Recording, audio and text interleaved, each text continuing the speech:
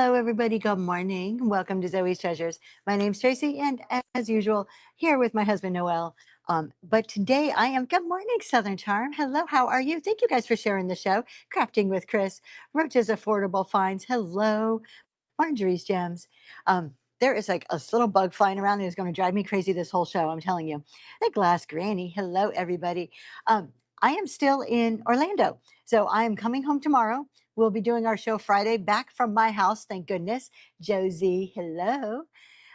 So that's what we're doing. I've got to tell you guys a little adventure we went on last night. Has anybody here, Ross Vintage Market, Ruse Vintage Market? I'll get it right. Good morning. Amy, hello. Has anybody ever been to Level 99 at Disney Springs? I'm not affiliated. I just went there last night. We had so much fun. Put something in the chat. Tell me if you've ever been there. They just, as far as I know, they just opened like a few months ago. This is the funnest place to ever go. If you guys come to Orlando, it's called Level 99. It's at Disney Springs. Highly recommend. I took my teenage daughter, took Zoe there, and it is this think escape room, but with challenges, but it's not really an escape room. It's hard to explain. It's all these little rooms. You get a wristband and you go into all these like little rooms one at a time. And each room is its own. Do you have one in Massachusetts? They're so much fun. Each room is its own like challenge, and they can be different. Some are physical, some are like puzzles that you got to figure out, and you get like 2 to 3 minutes to do the challenge. You're not really locked in there. You can leave at any time, but then you earn points to like each challenge you do. And there's, I don't know how many, at least maybe like 100, 125 different like little rooms, like 12 by 12 or so. Some are bigger. It's so much fun. And then they have like duels where you and another person could like fight against each other doing something, whether it's like a mental challenge or a physical challenge. So much fun. Absolutely recommended. You buy it by like the hour. We got an hour and a half pass. Totally, we had a blast. We are like, when we come back in May, we come down to Orlando for cheer competition every May. It's already on our list of places we want to come back to because it was just a lot of fun to do, particularly if you have like teenage kids. If they're really young, like I would say under 10, maybe not, it might be difficult, but teenagers, good, clean, family fun to do with teenagers. Highly, 100% recommend. And Google it. If you guys don't know what it is, Google it and you'll see like pictures. Totally cool. We did that last night. Anyways, that was our adventure last night. Trying to turn this work trip into a little bit of fun with the kid. It is called Level 99. It's at Disney Springs, and I just found out they have one in Massachusetts, as somebody just said. Level 99. I went to the one at Disney Springs in Orlando. Totally, first time I've ever been. Just y'all, if you get a chance, should do it. All right. So with that, I just wanted to give you that little story. I'm trying to get like comfortable in this chair over here. PA meetup, you know, I'm going to talk about it. If you haven't got your ticket, they are in the bin. So make sure you're buying those tickets and get to the PA meetup. I don't even know how many we have left. Let me see. 53. We have 53 tickets left. That is it. Well, I say that's it. Green 13 has a handful that he is selling. But other than that, that's all we have. Once they're gone, they're gone. It is October 3rd, if you have not heard. PA meetup in Harrisburg, Pennsylvania. This is the first one, Light in the Attic. So this is the first one that I've hosted, that I've put on. I don't normally go to the meetups very often, only because I travel so much for work that it's hard for me to then also travel for other things. Between work and cheerleading, I travel a lot already. I did go to the Austin one. I did the Seller Summit. I highly recommend that. I thought that was worth it. There were things that maybe I didn't care for, but I think overall it was worth the money that we spent to go to the Seller Summit in Austin. And then where was another one? Hello, Crystal's Vintage. Maryland. There is. Thank you. I love discounts. I was trying to figure out. We went to the Maryland one too. That one was the first one I ever went to. It was nice. It was more networking. There was a few little like panel discussions. I'm not a cheerleader. Do not have the personality to be a cheerleader. But Zoe's a cheerleader. I am a cheer mom, but I'm the good kind of cheer mom. So cheer moms are a whole nother breed. If any of you are out there, you know what I'm talking about. So Zoe's the cheerleader. She's on 2 cheer teams, and we travel all over throughout the year. Really, November through like May is the big time we travel a lot for cheer. So, but what we're talking, PA meetup. So if you want to go, everybody's welcome, buyers, sellers. You do not have to be just on this platform. So if you know people who sell on District or eBay, they are all welcome. The focus is mainly going to be like Whatnot, because that's who the speakers' main sources are not. Our main platform is Whatnot, but we're opening it up to everybody because I know we have some local people in PA that do more like District and other sites. So we really want to start networking with resellers of all types, just because I think it's good knowledge. I mean, we can all learn from each other, right? So if you're interested, tickets are there, and they are always in my marketplace too. So you're like, hey, not today. But I do suggest on days where I have free shipping is probably the smartest day to buy them. So Friday is a free shipping day. If you come to the 7 o'clock show on Friday, you get free shipping on your ticket too. Save you a couple of bucks. Speaking of Friday, this Friday, 7 a.m. is the business show. We are going to talk about strategic sourcing with clear goals. For some reason, we've been on a sourcing kick. We've been talking about sourcing forever. And I didn't even, it was not intentional, like thinking I was doing it on Friday, but we're talking strategic sourcing with clear goals on Friday. So if you're interested in that, that is 7 a.m. Friday morning. And then Saturday is the once a month primitive show. All of my rusty, crusty friends out there that love primitives, don't forget to check me out Saturday morning at 8 a.m. because that's what you're going to get. Dollar starts on auctions. And with that, let's get into our topics. Okay. My husband saying, don't forget to mention the CEO challenge. I always talk about it. I wasn't going to forget it. I was going to talk about it later, but we are doing the CEO challenge. That is, we have 8 participants. Monday night is our final night. The last time for you to get to know all of our participants.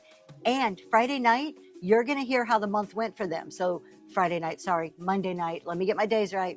Monday night. Thank you, Pit Love. That's very sweet. I appreciate that. So Monday night is our final CEO challenge night of this season 2, and all the participants are going to be there, and they're going to tell you, how did their metric turn out? How did this month go? What did they learn from this challenge? What did they learn about themselves just through the month? What did they learn about their business? What do they intend to keep and say, hey, we implemented this and we're not getting rid of it? Or what are some of the things that they learned that they're like, yeah, you know what, this doesn't serve me in my business anymore, because they were so focused, hyper focused on the inner workings of their business. So Monday night for sure do not miss it. It's going to be a great one. Good morning, Kate. Hello, Swamp Chick. So that is our CEO challenge. If you want to know who is in the CEO challenge, if you're here and you're one of the participants, throw something in the chat, but it is also in my show notes. So a list of all of them are in my show notes. And with that, do we want to talk shipping? There's Girl Friday, and I saw Crystals, and Josie was in here earlier. There she is. There's 3 of the 8 right there.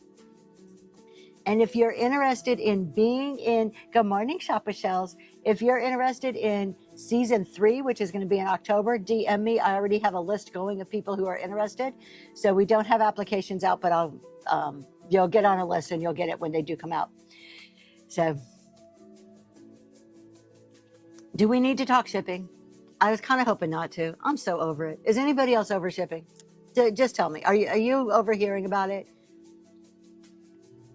Over it, yes. I swear. I know there's people on Facebook. On the chat money, I timely scheduled my first. Yes! Light in the attic, congratulations. I'm so happy to hear that. It's crazy. No, over it. Exactly. There on Facebook, I swear, everybody has to run to Facebook and post like none of us got the message on Whatnot. Like, you're not telling me anything Whatnot didn't already tell me. So, and it changes every day. Just word to Whatnot. If you're listening, anybody from Whatnot in here, like, just listen. I want you to come to me. Yes, Pit Love, come to the PA meetup. Tickets are in the bin. Or also will be in my marketplace till they sell out. So if today's not your day to buy it, they hopefully will be there for just a little bit longer. And the assumptions, oh my gosh. And then the first thing I hear is, what is I Love Discount saying? Well, of course you love shipping, because you are the creator of Ship Happens. You guys, that's where you need to go to. Go see I Love Discounts for Shipping Talk every Monday night at 5 p.m. I'm not going to go into all the details. We know it. You can go to the whatnothelp.com, read the details. If you have specific questions, I am always happy to try to answer specific questions.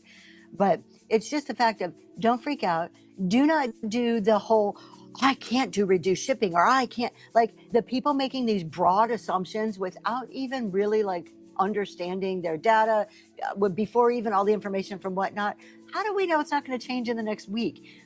And oh, here's my word to Whatnot. If you're listening, just a little bit of business advice. Don't put out a PSA until you know the facts. Like, get your ducks in a row because you're not looking too smart. That's all I'm saying. You keep changing information, does not look good on you. I know what Whatnot was trying to do was to give us as much notice as possible. Probably in their executive team probably thought, yeah, let's talk about it when it's official. I agree. The executive team probably thought, we're going to try to give sellers as much notice as possible. We want to be as transparent as possible. It probably came from a good place, what they were trying to do. But in business, if you don't have your facts together and you have to keep changing it, it discredits you every single time you do that.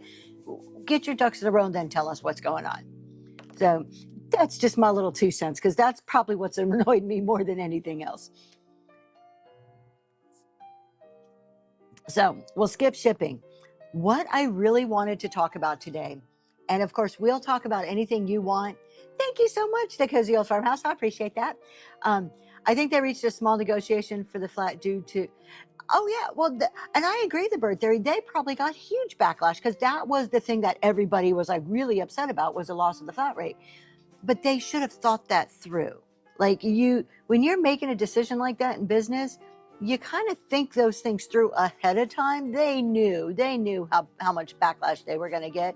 So this is no different than I tell sellers. Okay, let's compare to how we behave as business owners. They need to make a decision, figure out the facts, get all the information, get the contract. Like, the ink is, they haven't even signed the contract and they're telling us stuff probably. They need to get all the facts straight and then communicate and stand firm in that. It's no different than us as sellers deciding our pricing strategy, or if we allow promotion or not, or whatever our rules are for our show, and then standing firm in it. How bad is it for us as sellers if somebody comes in our room and we're like, oh, no, you can't promote. But then the next guy comes and says, can he promote? Oh, yeah, I guess you can promote. Oh, but maybe not you. Well, we're going to do this, but no, we're going to do this. As sellers, we would be looked at as not very good sellers. We would be looked at as being all over the board. This is the exact same thing Whatnot's doing.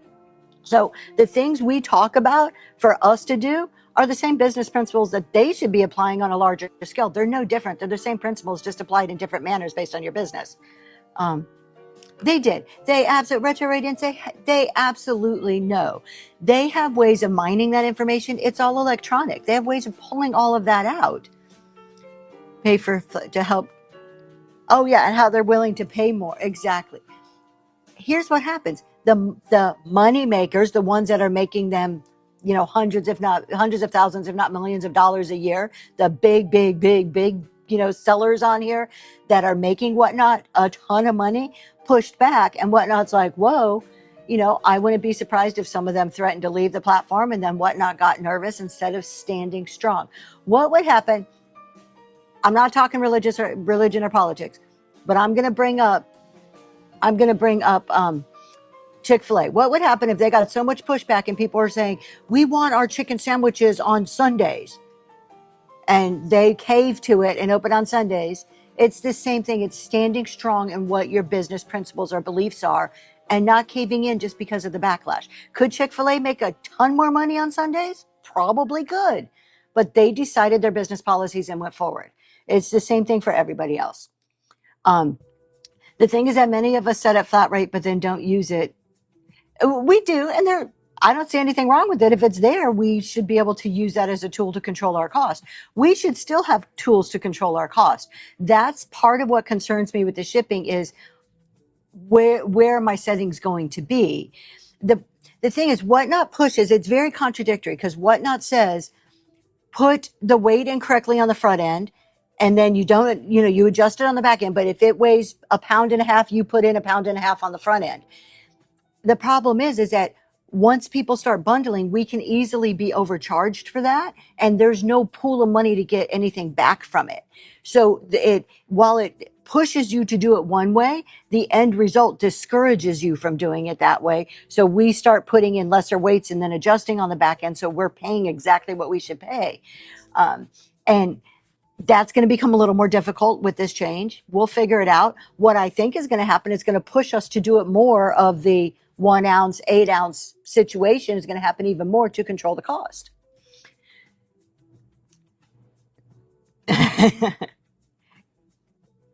Good morning, estate addicts. Hello, polish picker. Not the Lord's vegetarian football. I know, no chicken allowed. Exactly. They do. Crystals, absolutely. They need to figure out how to do it so that on the reduced shipping, we pay very minimal up front and then we adjust it and we pay what's necessary on the back end of it. I'm by no means advocating that we don't pay what we owe, but we don't want to overpay. We don't want sellers shouldn't overpay, buyers shouldn't overpay. We should be paying exactly what that shipping is. Nobody should be getting rich off of shipping. UPS, that's it, or USPS is the only person who should be making money off of shipping. That's it. Know your business in depth and plan for the pivots. There you go. If I sell 3 of a 17 ounce, we should not have to pay for 6 pounds. Yes, exactly. Particularly because when we put it in on the front end, everybody, you'll hear all of us, just about everybody will tell you, you don't put in just the weight of the item, you account for the packing material too. Because if a person buys just one, you've got to make sure that you're accounting for the bubble wrap, the box, and all that stuff. So if we do that and then you bundle, you have a very high probability of being over the weight. That once you pack all that stuff up, you're using 1 box, not 3, if there's 3 items that they purchased. So, exact, Crystal, you are 100%. The problem is that there's a few people who don't do it right and it ruins it for all the people who do it right. That's just life. It happens everywhere we go. It's the people not following the rules, mess it up for all the people who do follow the rules. I agree. Sellers shouldn't pay until that label is created. We should not be paying up front. However, I do understand though, because think about that. While I agree from a selling perspective that would be nice, there would be no way to separate that system. So it would mean that buyers, if they made it so shipping gets paid only when the box was created, when the shipping label was created, then buyers would have to get the initial charge. We have a Ray. Thank you so much. Welcome in, Raiders. CLB622. Grab your hats and step into Zoe's treasures, where the relics aren't cursed. They are for sale. Thank you for bringing your friends over. I'm Tracy. This is Zoe's Treasures. We are doing a chat seller support chat show today. Normally we do a chat and sell, but we are just chatting today. Please hang out and stay. CLB, put in the chat who you are, what you do, what you sell, all the cool stuff. So anybody who likes what they see can definitely click on you and follow. Thank you so much. And I hope you had a wonderful show. Thanks. That's our Pato. That's our mascot there, our duck. So, good morning, CG. So let's go back to that. If they were not to charge up front, they couldn't separate out because we have buyer or seller paid and we have that freedom to do that, which I don't want that to go away. That's a tool I use in my business. I want to be able to offer reduced shipping. So if they made it so you only pay when you create the label, the buyer would be charged immediately upon purchase of the item, and then maybe not for a day or two, depending on when that person created the label, for the label part of it. So while as a seller, I'm like, yeah, that works for me. But as a buyer, I think across the board, if I had to choose, I think that would be more irritating to my buyers and I would lose buyers because of that. I would rather stick with the being charged up front, but it go into a pool that we can pull from, like a pool of our own money, of shipping money, kind of like how Etsy does a pool of our own money. So I'm missing some comments. I saw Noel will be able to write something up here. He should be on the IT team. He should, shouldn't he? There is actually an opening at one point. I tried to get him to apply for it, but he's retired. He's like, why do I want to go back to work? Why? Because I work for you. So our vintage journey. My biggest concern with shipping is the thinking. I want to tell the app my item and figures the rest based on the type of item. I'm not sure what you're saying. Hold on. Let me read this again. My biggest concern with shipping. Thinking. Oh, it figures out the rest. But that would be kind of hard because everybody doesn't pack the same way. I mean, if you're talking about like how much the rest of it would cost, I don't know. I don't know if that would work. Yeah, Crystal, you have a point. It could charge us to a certain amount and then it's adjusted afterwards. No, buyers do not. Firefly subs, nobody gets a refund. Nobody, buyers or sellers. Once shipping is paid, it is paid. Nobody gets that refund. You know where the refund comes? The refund comes in the form of your 5 free adjustments. That's the refund for the seller. Buyers don't get refunds. Now, if a buyer is grossly overcharged on shipping for some reason, they can go to Whatnot on a case-by-case basis and get refunded. But I can almost guarantee you, if every single shipment they're going to Whatnot, Whatnot's not going to play that game for very long. But if there is those rare instances that they're grossly overcharged, they can go and request a refund. But as sellers, our refund comes in the form of those adjustments. That's where we get a little bit of a freebie there. Coach Her Karma, you got that giveaway. Congratulations.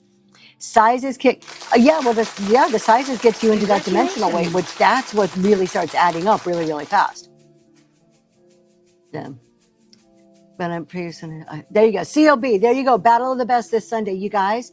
I'm not in Battle of the Best this month, but quite a few people that I really like are.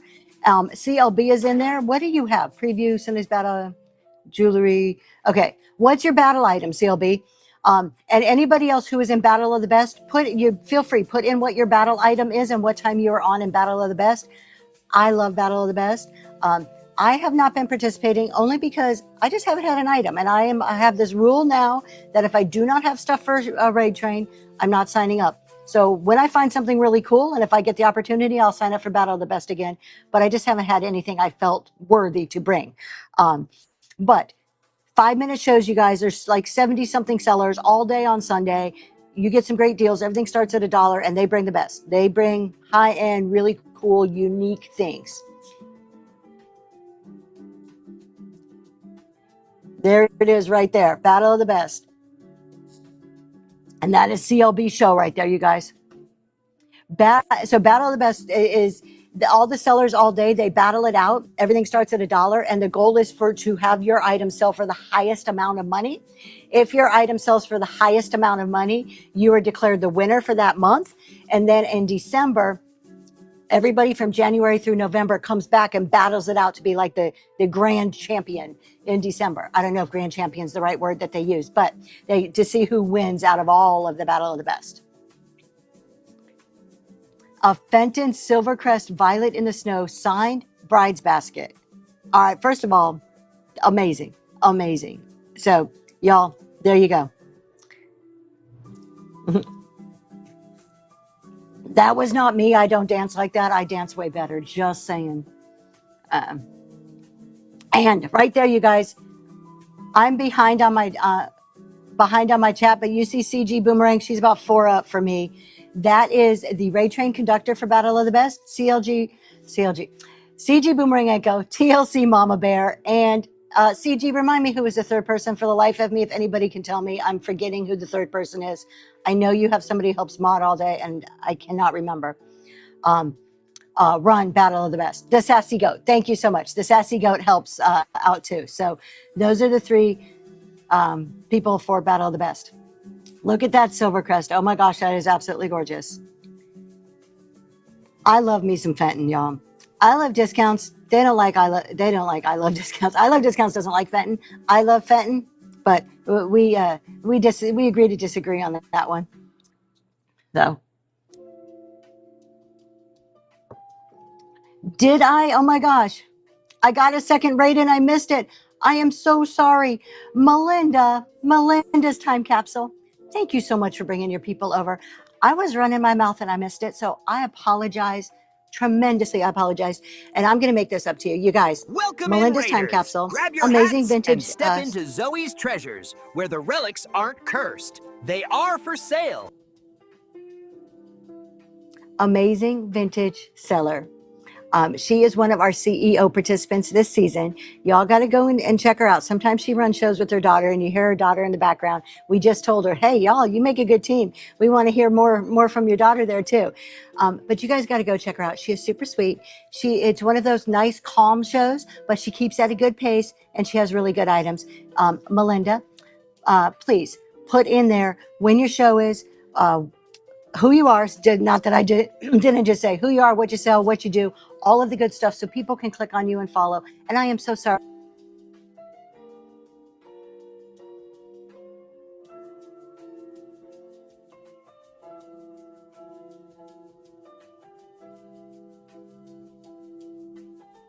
Sorry, guys. She just did something. Bear with me one moment. Hold on one second. I don't know what she did. She just lost connectivity and she's out. Bear with me. I'll bring her right back. I'll bring her right back.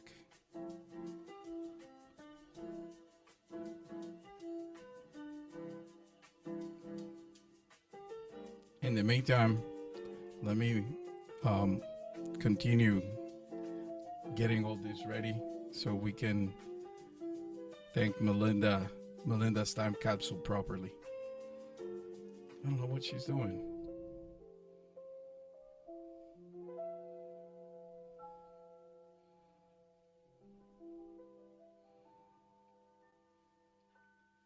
Bear with me, guys. Bear with me.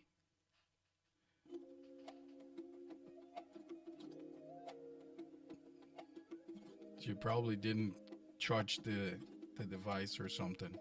There she is. Hold on one second. And we got her back. Coming back, here we are. Thank you guys for hanging out and like bearing with us through that tech difficulty.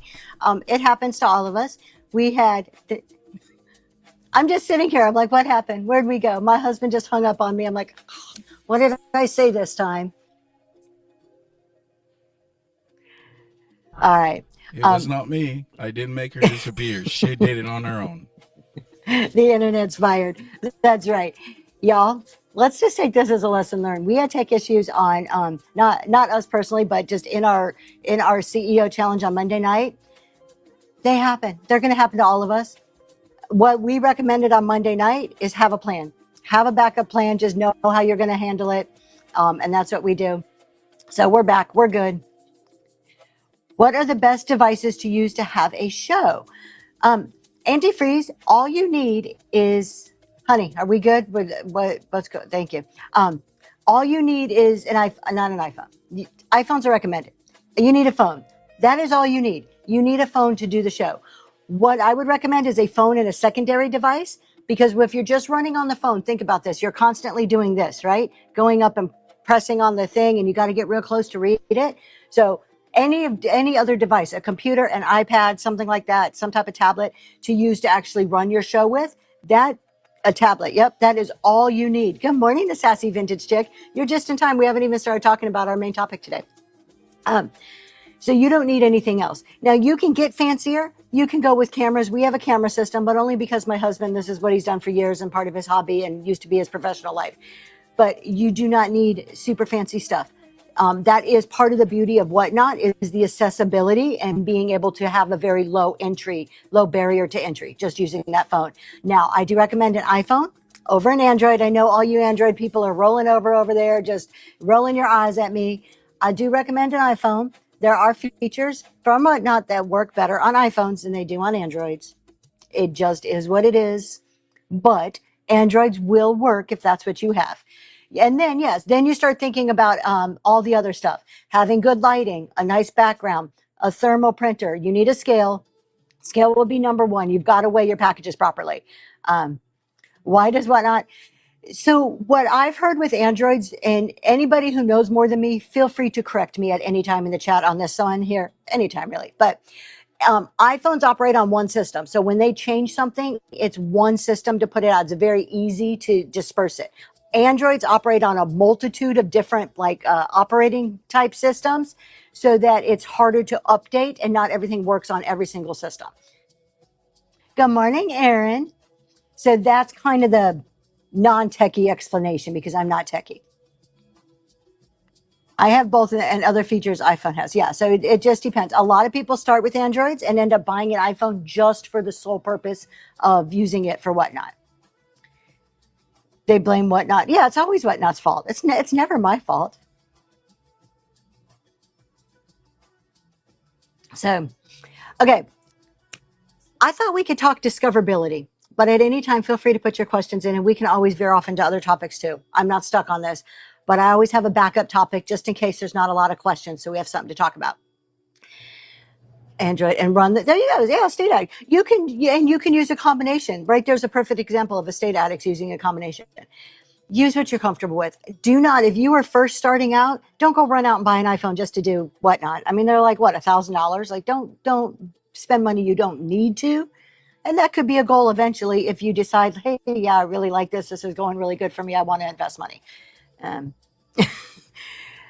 good morning, mamas.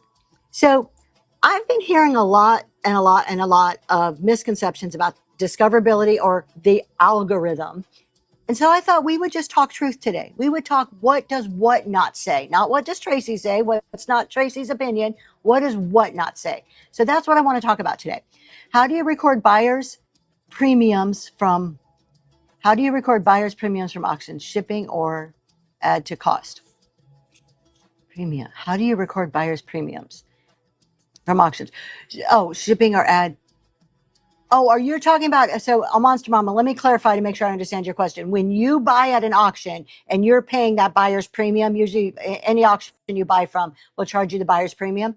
I would include that as part of the item cost. That's part of the cost to acquire the item. So I wouldn't do shipping on that. Now, if you're buying online auctions, you may have a shipping cost, which shipping you can either add that as shipping or as part of the item cost itself. Everything for me, if I'm buying something online that gets shipped to me through an auction or through whatnot, the total cost I pay is the cost of the item for me to record as my inventory. But the shipping, that's a gray area. You can mark that as separate shipping or you can mark it as part of your inventory. Because I'm paying to acquire a piece of inventory, in my head, it works as the full inventory cost.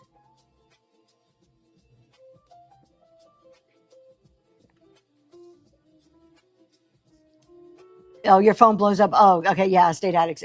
Having two phones, two devices, you guys can't beat it. Okay, algorithm, discoverability. I got notes because I went in last night and I deciphered discoverability or the algorithm in depth to bring you, first of all, what does what not say? And then more importantly, what does what not say? Because it's in the things that they don't say that all these misconceptions and rumors and myths occur. That's the what not does not say is where you hear all the misinformation. So let's focus on what do they say. Oh yeah, there's so many opinions on this. So let's talk about it. First of all, now all of this I wrote it down. You can see I have notes here. I just went in last night and I took my notes based on what they said. You can find this if you go to help.whatnot.com. It's under discoverability. So if you Google, Noelle will bring it up and show you too where all this information is from. I paraphrased a little bit in my notes, but you can go and fact check and verify all of this on help.whatnot.com by searching discoverability. So that's number one. How do you fact check? It's right there. They basically say in this, and this is all what I'm going to kind of go through here. I just didn't want to read word for word. I thought that would be too boring. Feeds are driven by a variety of signals. So our feeds, our For You page, our, what's the other one? The sellers page, those your For You and the ones that you follow, who you're following page, they're all driven by signals. And we're going to talk what those signals are because Whatnot lists them. They actually tell you what drives those thumbnails, what shows to be shown where on those pages for you. First of all, it says that all of this is multifaceted discoverability system to ensure users see content that aligns with their preferences and interests.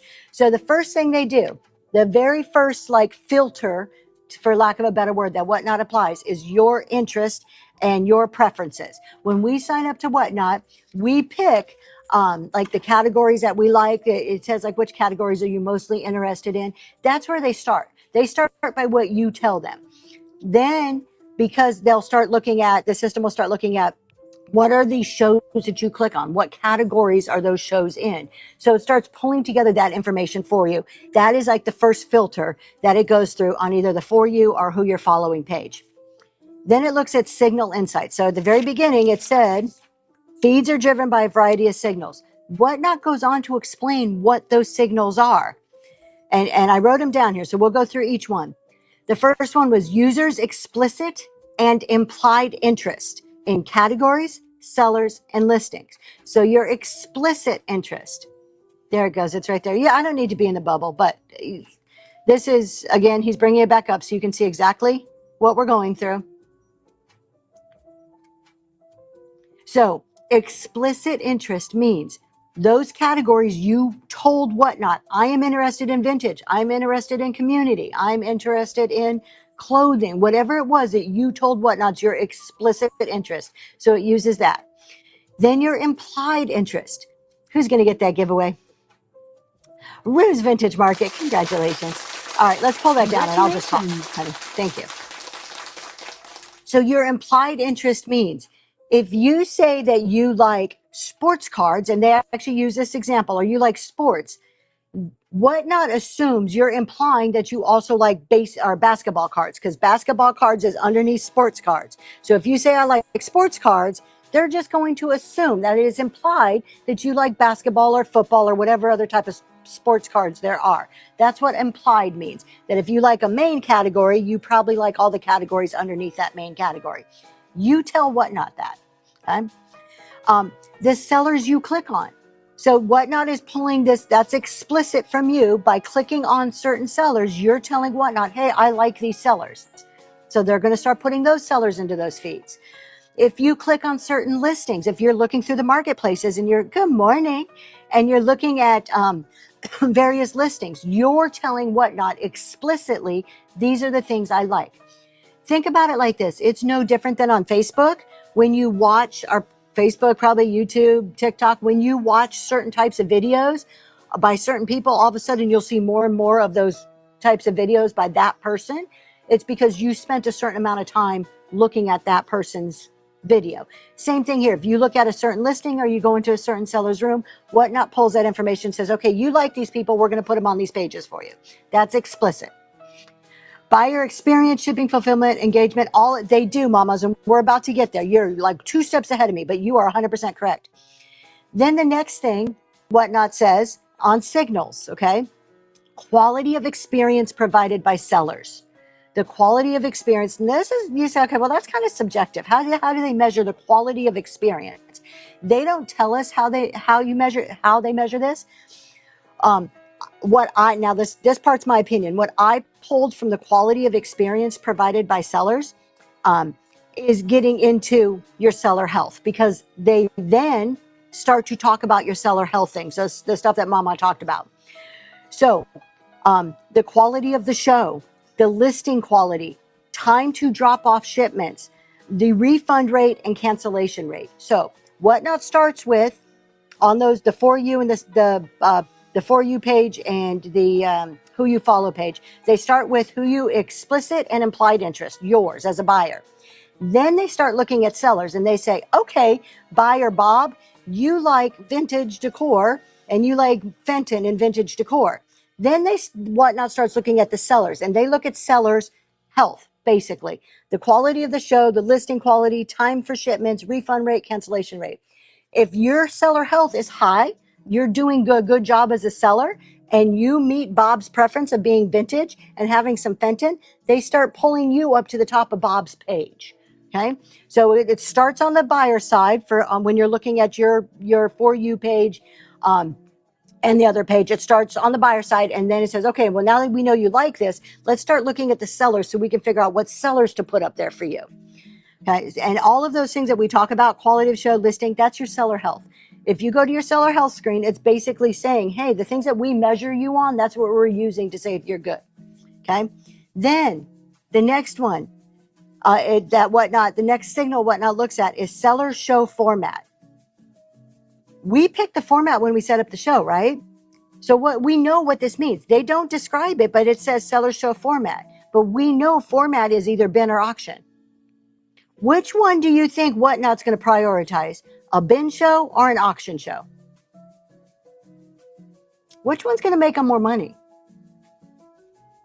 in a quicker amount of time? Auctions. So that tells me, as a buyer, the bin shows aren't going to be as high on my feed. As a seller, it's telling me I don't want bin shows. I'm not going to get pushed up if I'm doing a bin show. Not to do them, but just understanding that auction shows are probably going to get pushed up faster than bin shows. because Whatnot tells us that. Okay? Auction has more potential to make Whatnot money. Whatnot's here to make money, no different than we're here to make money. You always have to think of it from the business perspective. The Thrifty Cottage, good morning. So that's what the feed is. There's a few other things we'll talk about. That's what drives the algorithm. I'm going to get into it just a little bit more. Oh, you have a new idea for Lux at lunch. All right, I love discounts. I can't wait to see that. Who was in the email yesterday? I know, Thrifty Cottage. We talked all about it at the beginning, and we're like, oh, all of us are so shipped out. Aren't you shipped out? Okay. Now, specifically on the For You page, Whatnot goes on to talk about the For You page in detail and how it works. Number one, it says, for you as the buyer on your For You page, your past activity. So your past activity, your bookmarks and the categories you follow are going to partially play into what shows up on your For You page, okay? How likely you are to engage with each one. So what does that mean? How likely you as a buyer are to engage with each one of these? How much, with each category? How often did you view it? How many bids have you placed? How many orders have you placed? So for you as a buyer, how often, based on your history as a buyer of views, bids, and orders, I went black again. There we go. Okay. Views, bids, and orders. So it's looking at your activity, your behavior as a buyer on what to show you on your For You page. The third thing it says, info about the seller. So now it switches again on the For You from a buyer perspective. It's Whatnot saying, okay, buyer, I understand what you like. Now let me see who I can bring to you. So from the seller, info about the seller, the category, their average order value, and the times people interact. Their category doesn't match what the buyers are looking for, right? If I never show an interest in sports cards, Whatnot's not going to say, oh, Tracy likes sports cards. Let's put that in her For You feed because I've never shown an interest. It won't be there for me. Okay. But it is going to show me a bunch of vintage because that's what I look at.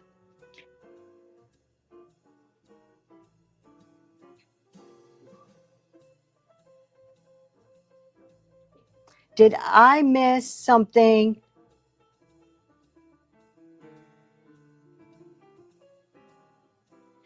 Modern elegance vintage. Congratulations.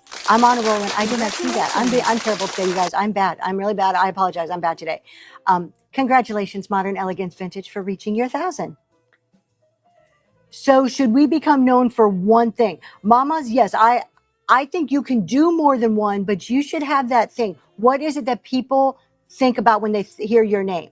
What is it that drives them to you? Doesn't mean that's the only thing you can do, but you want to stand out for something, right? You want to stand out for something. It's not reading our bios. Oh yeah, we're getting there. Sassy Vintage Chick, we're going to get to what it does not say. And that's a good one. I didn't write that down, but that's a good point. I'm going to put that to what it's not saying. So we're going to get there. What it's not telling you.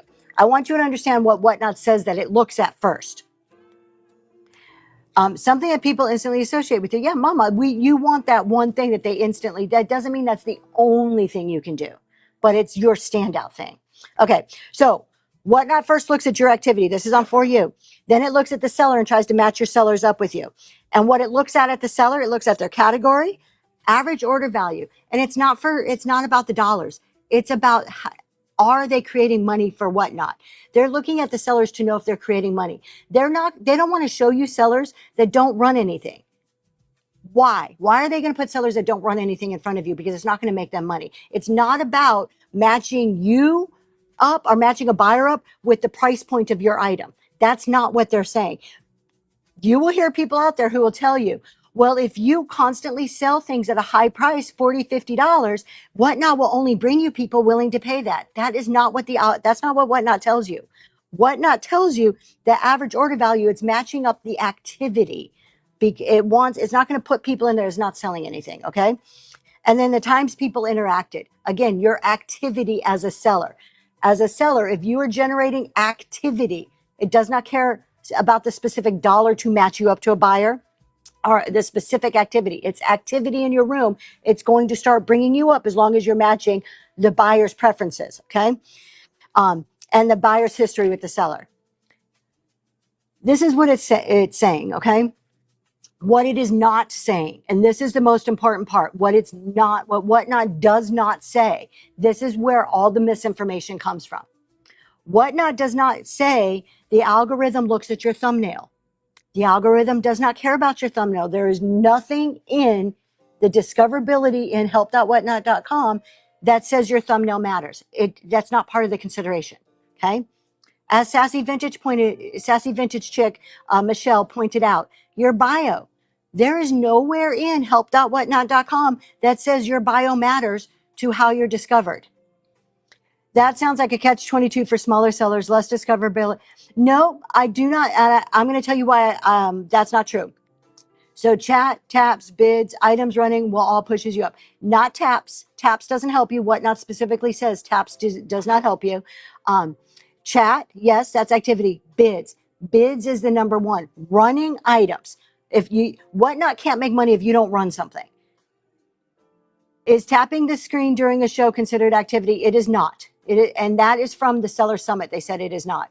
The algorithm loves engagement. So $150 audit of your bio does not help. It does not help. Sassy Vintages, thank you for pointing that out. Y'all, I'm going to address that. Let's see, my husband's saying I missed a question. Okay, I know what you say about giveys, but giveys do not count as activity. They do not. Giveys do not make Whatnot money. They don't care about your giveys. If I missed your question, holler at me again. I want to expand a little bit on this 150 audit of the bio doesn't help. Bios are not listed in discoverability. If you go look, read what they say, they do not care what your bio says. Your bio is an informational thing from you to people, potential buyers. It doesn't matter. Your bio doesn't equal money for Whatnot. Your bio doesn't equal engagement. It doesn't equal activity. It's not something that is counted in the algorithm. You could put nothing in your bio and still be at the top of the list. Go look at Green 13. He doesn't have a whole lot in his bio. It is very short. This is why your bio doesn't matter for you to people who are new to you and you want to give them a little information about you. Yeah, that matters. But how you're found, where you are on people's feeds, bio means zero. So those people charging $150 telling you if you fix your bio, it'll help boost you up in the algorithm are full of bullshit. I'm going to call it like it is. And if they're here and their little minions are here, that's okay because it's bullshit. It's not true. Whatnot doesn't say it. And that's almost specifically why I wanted to talk about this is because the only thing we know 100% fact is what Whatnot tells us. They tell us how it works. So instead of saying bid, say raise your hand if your mama would. Exactly. There you go. Raise your hand. Get the chat going. If your chat's more active, your bids are usually going at the same time. There's a correlation to that, right? The more people are relaxed and having fun in your room and engaging, the more they're bidding. There is a direct correlation. I know. I'm going on. I'm saying some bad words. I should have put explicit on. I'm not going to, that's it. I won't say any more bad words. I promise. Okay. So your bio doesn't matter. If you want to fix your bio, ChatGPT is free. Everybody has access to it. Heck, send me your bio. I'll run it through my ChatGPT if you don't have one. It's free. Don't pay somebody 150 bucks. If you want to spend your money, you are more than welcome to spend your money. I am. I'm telling you how I really feel. I ain't holding back today. Look, I am no one to tell you how to spend your money. But I will say from my personal opinion, spending 150 bucks for someone to read your bio is a waste of money. But that's on you. You do you. So, because you can do it for free. What else does it not say? Giveaways. We already kind of touched on that. Does the amount of items you have listed help? Nope. Not at all. Nowhere in Whatnot does it say the amount of items. It talks about the quality of your listing. They want you categorizing it right. They want some good pictures. K-Pot, that's a very good question. I want to know how many, what they put in the coffee this morning. Just one. Southern Charm. I can't believe people. Yeah, me neither. Southern Charm. I don't have $150 to spend on something like that. The people who overshare their personal life in their bio make me question. Exact. Oh, SS Vintage. You're me and you. That's my mindset too. That I know it's a social site, but previously mentioned, you got that giveaway. Congratulations. Congratulations. Sassy Vintage Chick. Don't spend your money on bad advice or information you can get for free. Exactly. Um, Good morning, Catches by Kathy. I don't care if it's a giveaway in a show. That's not, yeah, exactly. A lot of people don't care.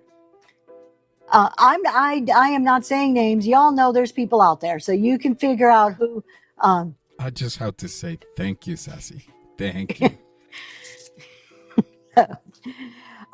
So giveaways do not help. Giveaways are an engagement tool. You can use them to help. Good morning, Lincho. You can use giveaways to help as an engagement. You can use giveaways as a marketing tool. There's many reasons why you may or may not want to use giveaways, but it's not about being it higher in the algorithm. Nothing to do with the algorithm. Now, you may argue, here's a good argument. Somebody may say, for those of you who don't know, concerned about the bio, copy and paste your, there it is right there. Bird Theory is telling you exactly how to fix your bio. Word for word, follow that advice. It's 2 sentences, 1 sentence long, and you can fix your bio. Selling advice on how to, yeah, okay. What was I going to say? Oh, I totally lost my train of thought. Giveaways. You may argue and you may say, Tracy, though, I see people doing big giveaways and they have hundreds of people in their room because they're doing these big giveaways. Exactly. If you go and watch people doing giveaways, spend some time and look at the people buying. They may have 300 people in the room and there'll be 10 or 20 buyers. It's the same people buying. Okay. So Three-fifth Lisa, I must say I go to a lot of sellers chats and you are the one that totally knows. Thank you, Lisa. Thank you. That makes me feel good. Yeah, the big giveaway rate trains. The people are in the room to get something for free. They're not there to buy. If you want a room with 300 people who are just there to get something for free and not buying from you, go ahead and do big giveaways. I can guarantee you're going to get it. If you start advertising $50 giveaways, yeah, you're going to get a lot of people in your room. They're not going to be there to buy from you. They're going to be there to suck your money out of you, not to give you money. Coffee. I know I need to, this is like inspirational coffee here. So giveaway, I've gone on giveaways. We'll keep going. How many followers or bookmarks you have. That isn't what's putting you in the, as a seller, higher in the algorithm. We like people to bookmark. We like people to follow us, but that doesn't make us move up in the algorithm as a seller, from a seller perspective. Now, as a buyer, Whatnot is looking at what I bookmark as a buyer to help narrow down the categories and the shows that they're going to give me in my feed. But as a seller, having people bookmark my shows doesn't push me higher. So you see the difference on where that comes from? I can understand how people may misconstrue that one. You're going to have a lot of DMs. I'd be happy to do it. I am working throughout the day though, so it is going to have to wait till the evening. I don't need a room with 300. Yeah, 5 to 10 is more than enough to have a very profitable, good show. People pay to be called out. Spend money on your own giveaway. There you go, mama. Right here, words of wisdom. Get people in your room with it and then raid the seller, and you'll still get called out for free. Exactly. But Whatnot says X, Y, and Z about shipping, and we've learned to be skeptical. Josie in the trunk, junk in the trunk. True. They say X, Y, and Z about shipping, but their discoverability has not changed for quite a while. It's in terms of service. It's been there for quite a while. And it is not like one of those things that is changes on the spur of a dime, not like shipping. Their discoverability is built by Whatnot, controlled by Whatnot, whereas shipping is a contract with an outside source that they have no control over. So all we can do is understand what they say and then see, okay, well, they're not saying this, so they can't mean this. Okay, so we're going to keep going. Numbered items. There we go. You got that. That's like sponsored giveaways have ruined giveaways for me. Yeah. Is numbering the items in your notes. Let's squash that. Thank you. I love discounts. Yeah. So we'll skip to that one next, Sassy, since you brought it up. Putting a number in front of your listing. I actually have under quality listings. So you're going to hear this advice too. Do not number your listings. You can't do like 001, 002. That messes you up and you'll never be found, and it messes the algorithm up. Again, BS. BS. This is what Whatnot says about your listings. word for word from help.whatnot.com. Your title, okay, because that's what we're talking about, is putting 001 in your title, 002, whatever. Whatnot says for your title, it should be a clear, descriptive title so buyers can quickly understand what you are selling. I don't know about y'all, but I didn't hear, don't put numbers in there. I didn't hear that. Okay. Yes, Dusty, there is. And part of the reason why I'm doing this, because it is a load of crap. The other thing that Whatnot then says about your listings, descriptive titles and relevant keywords are helpful. Again, it's talking about, I have a Fenton Silvercrest bride's basket. If it says 001 Fenton Silvercrest bride's basket, they're both descriptive titles and they meet what Whatnot says is a good listing and how you should do it. Yeah, you could test it for yourself. You should, and that's what Sassy Vintage. Go Google these. You'll see that that the numbers have no bearing on it. Whatnot doesn't say don't put numbers in. They just say clear descriptive titles. And they do say using relevant keywords, which means Fenton, because what they want to do is when somebody searches Fenton, they want to be able to use that to find you. It doesn't mean Fenton has to be the first word. As long as Fenton is in your description, anywhere in your description, it's okay. I use numbers simply for the buyer to, exactly. There are many reasons for the buyers, for us to be able to find things quickly when we pre-list, buyers to request it, and it's okay to use them. It's not going to mess you guys up. It will not. Whatnot tells you it's okay. I have fallen for all of this trying to grow. Oh, you are very welcome. Thank you so much, BitLove. I wonder if putting the item number at the rear of the title makes a difference. Why would you bury it? First of all, let's think, this is just my opinion. You can put the number anywhere you want, okay? The point I am making is that if it's at the beginning, it doesn't matter. It doesn't prohibit the algorithm. It doesn't hurt you in any way to have the number at the beginning, the middle, or the end. Put the number where you want to put it. I'm not telling you there's a right or wrong way. What I am saying is that Whatnot says, long as you have a descriptive title that buyers clearly understand what you're doing and maybe use some relevant keywords, that's all you need. Now this part here, this is personal opinion. I want to put it at the end of the description, skipped by, because there's a number. Yeah, forgotten memories. Like, oh my God, it says 001. I don't want that. No, that people don't do that. The algorithm doesn't do that. Here's the thing though, my opinion about putting it at the end of it is it looks weird for one. And if the reason that I would use numbers as a seller is to order my items in a specific manner, because the people telling you not to use numbers, when you don't use numbers at the beginning, your items are alphabetized, right? That's how Whatnot organizes it, by the default. So I pre-list my items, no numbers, they're alphabetized. One of the things we know is that a show flow works and that you should be thinking ahead of the order in which you want to run your items. Part of the reason why when I would pre-list that I would use numbers is to order my numbers in a specific flow that I'm going to sell them in, because I want to build up. I want that big crescendo moment and I want to build back down. Or maybe I want to do a banger first. And so this keeps them in the order to keep that flow going. Boom, boom, boom, boom. Instead of, oh, where was it? Hold on, let me scroll. Hold on, let me find my item. So instead of doing that, it's item, item, item, item in the way I want to run. Helps me run faster, helps keep me more efficient, helps the algorithm. Numbering can actually help in this manner because I'm running faster. I'm keeping the activity going like this. The activity is what drives the algorithm. So almost opposite of what that person is telling you, having numbers could help you in the sense that it is helping you be more efficient and run items in a faster manner, creating more activity, boosting you in the algorithm based on activity that we know Whatnot tells you activity boosts you. Okay.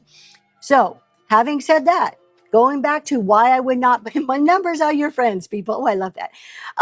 Going back to why I want to put them at the end, I do it to run my show in a specific manner. Second of all, I do it so people can request it from me. If it's buried at the end of a title, it's going to make it harder for the buyer to know. Buyers aren't going to read all the way through and be like, oh, That's 002 at the end. I bet you I'm supposed to ask for that.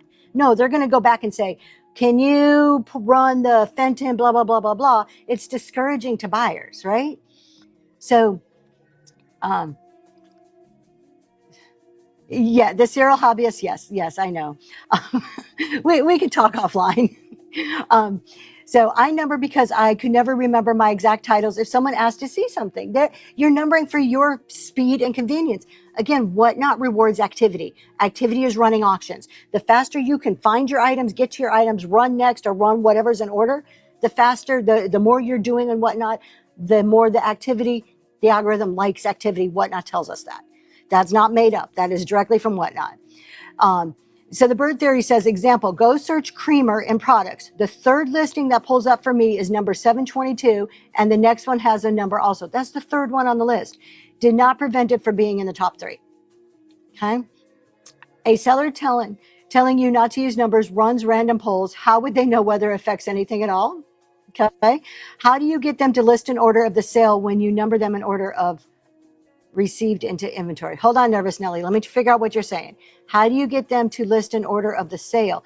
Are you, Nervous Nelly, explain, are you talking about once you sell them and when you go to your shipping screen? Is that what you're talking about? List them in the order and the way you sell them? I'm going to skip to the next one while I wait to hear if you can clarify. Wild Iris says, if you want to sell premium items, is it better to sell low dollar items first so people start bidding and then already have shipping paid? There's a couple different theories on that, Wild Iris. If you start thinking through like the anchoring, and I'm not going to go deep into arbitrary coherence, but people will anchor to a price. If you sell something that's super cheap to begin with, like a $3 price, for some reason that anchors into people's heads. It's a psychological thing, and it could affect the following sales. I used to think only do low and then build up. I now, over the last few months, have kind of changed that, where I'll start with a higher priced item. And, I'll group my items. I'll do like, okay, so mid-range. I have all my banger kind of, really big crescendo items, and then a mid-range again. But in those groups of items, my first 5, I'll make sure I have one of my highest priced items as number 1 or 2 in those first 5 to set the anchor in people's minds. So I'm going to want something of higher value to bring that price point up, and that will affect the next 3 or 4.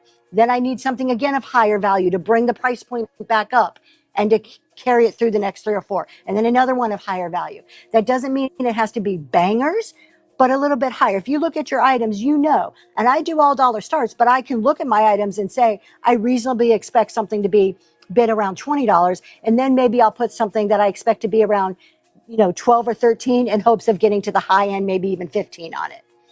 But the items are pre-numbered from when I received them. I log them into Whatnot inventory listings. Are pre-numbered from when I received them. For some reason, I'm still not following. Hold on. I'll figure out what you're saying. Psychology plays so much into what we do. And it's not even if psychology is like phooey, if you're like, oh, phooey psychology, just think of it as buyer and seller behavior. We all have behaviors, whether you want to admit it or not.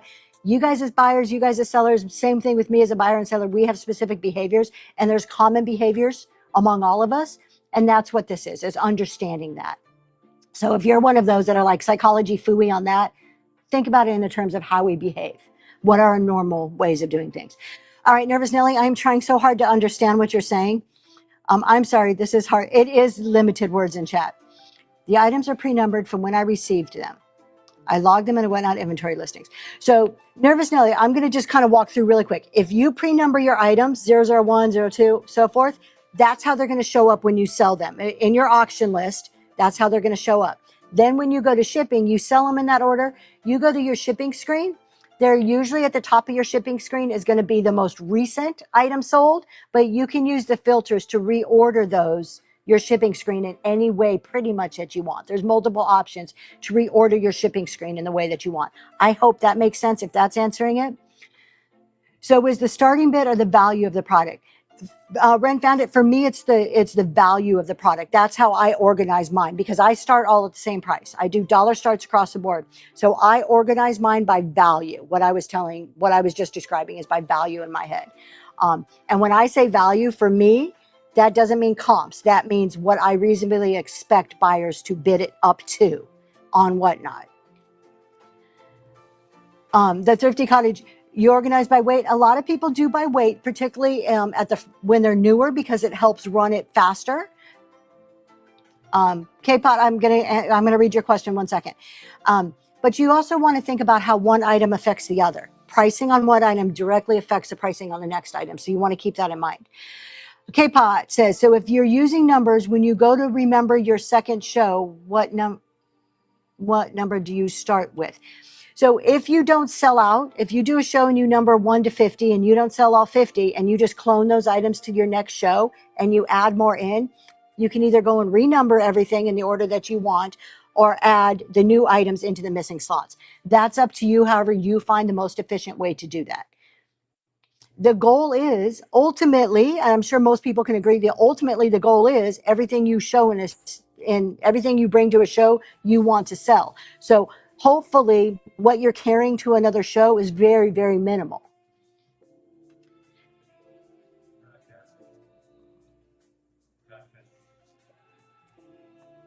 Yeah. Yes, but and you guys test this stuff out for yourself. Like anything that I'm telling you here about how to organize a show, go test it out. See if it works for you. You've got to do what works for you. Hold on. Nervous Nelly says, yes, but when you have them pre-numbered and then you want to order them for a show flow order and they don't, oh, you're talking about, okay, so Nervous Nelly, I get you. I get what you're saying. You're saying when you put them into the marketplace and you number them in the marketplace, they're in your inventory, then you want to pull certain ones into your show. They're all these different numbers into your show. I wouldn't number them in the marketplace. It doesn't make sense to number them in the marketplace. Think about why you're numbering. You're numbering for auctions to either for the buyer to be able to request easily, for you to run faster, and to have them in a specific order. Numbering in the marketplace doesn't make sense. Again, if we go to the point of I'm going to bring 50 items, 100 items into my show that are numbered, I'm hopefully selling most of those. If you don't sell 20 or 30 of them, take the number off, stick them in their marketplace. Okay. Our vintage journey. What is your suggestion for length of the show? Whatever works for you. People swear by the 2-hour show, but you know what? You got to do what works for you. I can't do a 2-3 hour show. I physically, emotionally don't last that long. When I'm selling, it's too much on for me. I'm drained. And what happens, I can tell when I get close to a 2-hour mark that my energy goes down. I can't keep it up and it affects my bid prices. You need to figure out what is your sweet spot. And as long as you continually do that consistently, you're going to be okay. People are very successful on here with 1.5-hour shows. Just as if people are successful with 5-hour shows. You need to do what works for you. Okay. I'm missing comments here. Let's go back. The bird theory. Oh, yes. I wish we could drop and drag. That would make things so much easier. Totally agree with that. Out and About Vintage. I just used a search bar to try to find an item and it was not showing mine up. I changed the listing and now it shows up on search. Was it Out and About? Why do you think it wasn't showing up? Robin, the marketplace. So there's 3 places people can sell stuff here. Auction. So your auction listing tab. So if you go into my shop right now, I only have one thing in the auction tab because it's a chat show. Then there's the bin, which is in my show right now. Then there's the marketplace. If you click on my name, I don't have anything. I'm a bad example. I'm sure somebody else, probably Sassy Vintage Chick, probably has stuff in her marketplace. If you click on somebody's name, and then I think it's called store, you'll see their marketplace. Put your inventory number at the end of your description. Linter, and that's what we were just talking about. For me, it doesn't make sense to put it at the end. It defeats the purpose. But again, that's my opinion on where it should go. What's the most important thing here is that Whatnot, putting it at the beginning doesn't affect the algorithm per Whatnot. That's the most important point. After that fact, think about why you're using the number and where it would be best for you to use the number. Not because of the algorithm, because it doesn't matter there. All right, he's going to show you an example of searching real quick here. Let's see what happens. And then, something else. Let's see. Then I'll get back to questions. So let me show you a difference between the shop and the marketplace. I'm gonna use Faded Flamingo for this. So here's Faded Flamingo show, and if you can see right there on the bottom right, it says shop. If I click on the shop, that brings me to the shop, and that is the buy it now for the show. But if I close the shop and I tap Fade Flamingo's name on the top, and I go to view profile, and then I go to this shop, this is the marketplace, and you can see that she has different items for sale than what she has in the show. So this is the marketplace, the one that is on your profile, and the one that is in the show, that is your buy it now. Thank you for showing that. Ginger Patch, I'm going to go back to these comments. I know I'm missing some. I'm about to play catch up here, but Ginger Patch, actually, that's what we're talking about. It's not true. If I'm reading your comment correctly, so I'm reading it that it says doesn't help the algorithm with if you leave the number on, take it off. Absolutely incorrect. The algorithm doesn't care about your number. That's the point that we're making. Nowhere in help.whatnot.com does it say. What it says specifically, clear descriptive titles so buyers can quickly understand what you're selling. It does not tell you that you can't have numbers. The number doesn't affect the algorithm. That's what we're saying. So put your numbers wherever in the heck anybody wants them. If you want them in the front, put them in the front. Think of why you're using them and make it make sense. Put them where it makes sense to you and the use that you're using them for. Let me see if I'm missing other. Dear Whatnot, Virginia Vintage, Dear Whatnot, please separate price and sell format and bulk editing of inventory. I want to move things between bin and auction easily. I agree, Dear Whatnot. Please listen.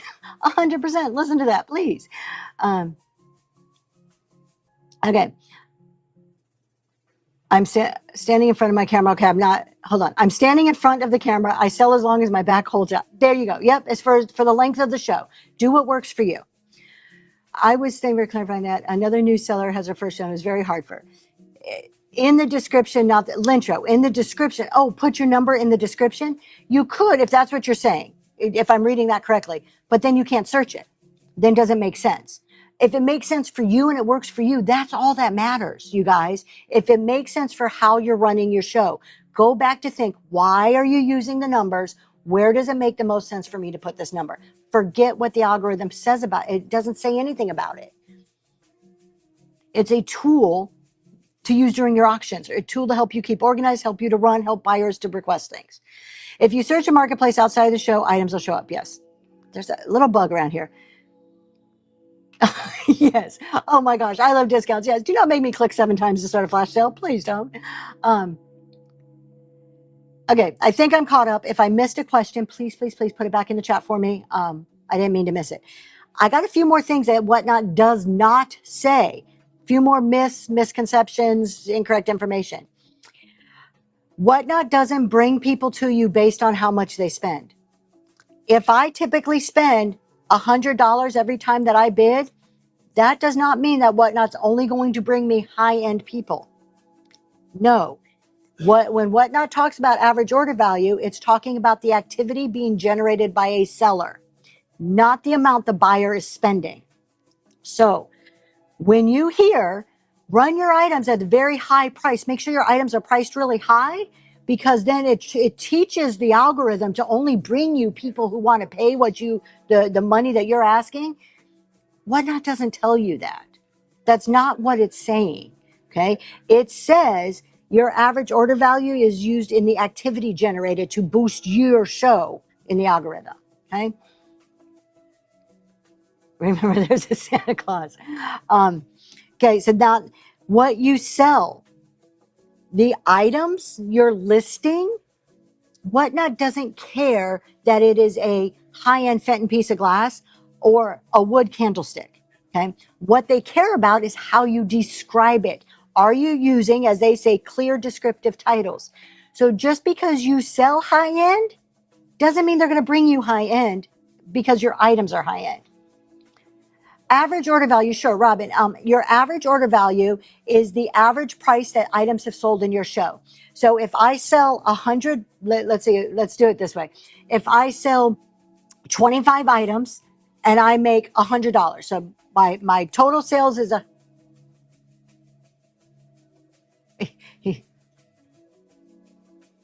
okay. If I'm going to, my husband's giving me a formula. I'm messing up my formula in my head. If I sell $100 worth of stuff, and that is 25 items. I sell 25 items. My total revenue is $100. My average order value is $4. I take the amount of money I made, I divide it by the number of items I sold. That's my average order value. So some of those items may have gone higher, some may have gone lower, but on average, it's $4. Okay, that's average order value.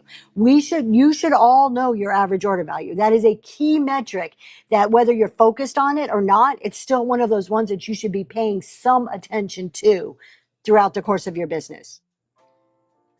Bird Siri, 100% the best thing to do is always what you are confident with. Confidence equals less mistakes, equals positive vibes, better experience for you and the buyer. Right there. That is something to copy and paste and stick on a note on your computer, your TV screen, whatever that you're in front of when you do a show. Right there. Confidence equals less mistakes, more positive vibes, better experience for everybody in that room. Perfect advice. I could not agree with that more.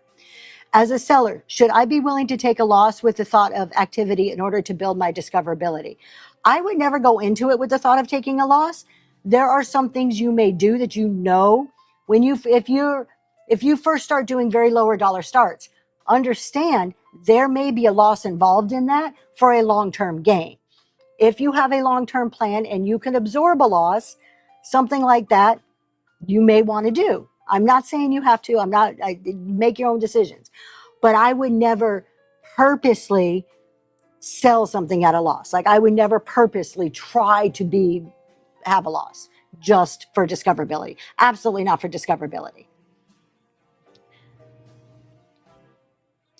I love that you can see the average order. Yeah, on your show analytics, you can see your average order value. Absolutely. You don't have to do the math in your head.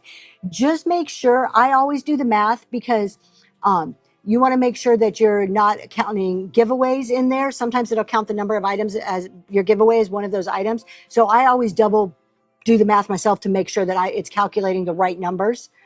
So sometimes it can be a little misleading. If you do a lot of giveaways, and say you sell 10 items and do 10 giveaways, it's going to count that as 20 items, and then it's going to be a little bit skewed there. Eddie, how much do I make? What are you asking? What my profits are? Are you at, what's your question there? Clarify your question. And I may or may not answer that one because we'll see. I see what your question is. So Wild Iris Fiber.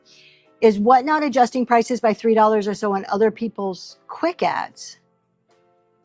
Whatnot shouldn't be adjusting your prices at all.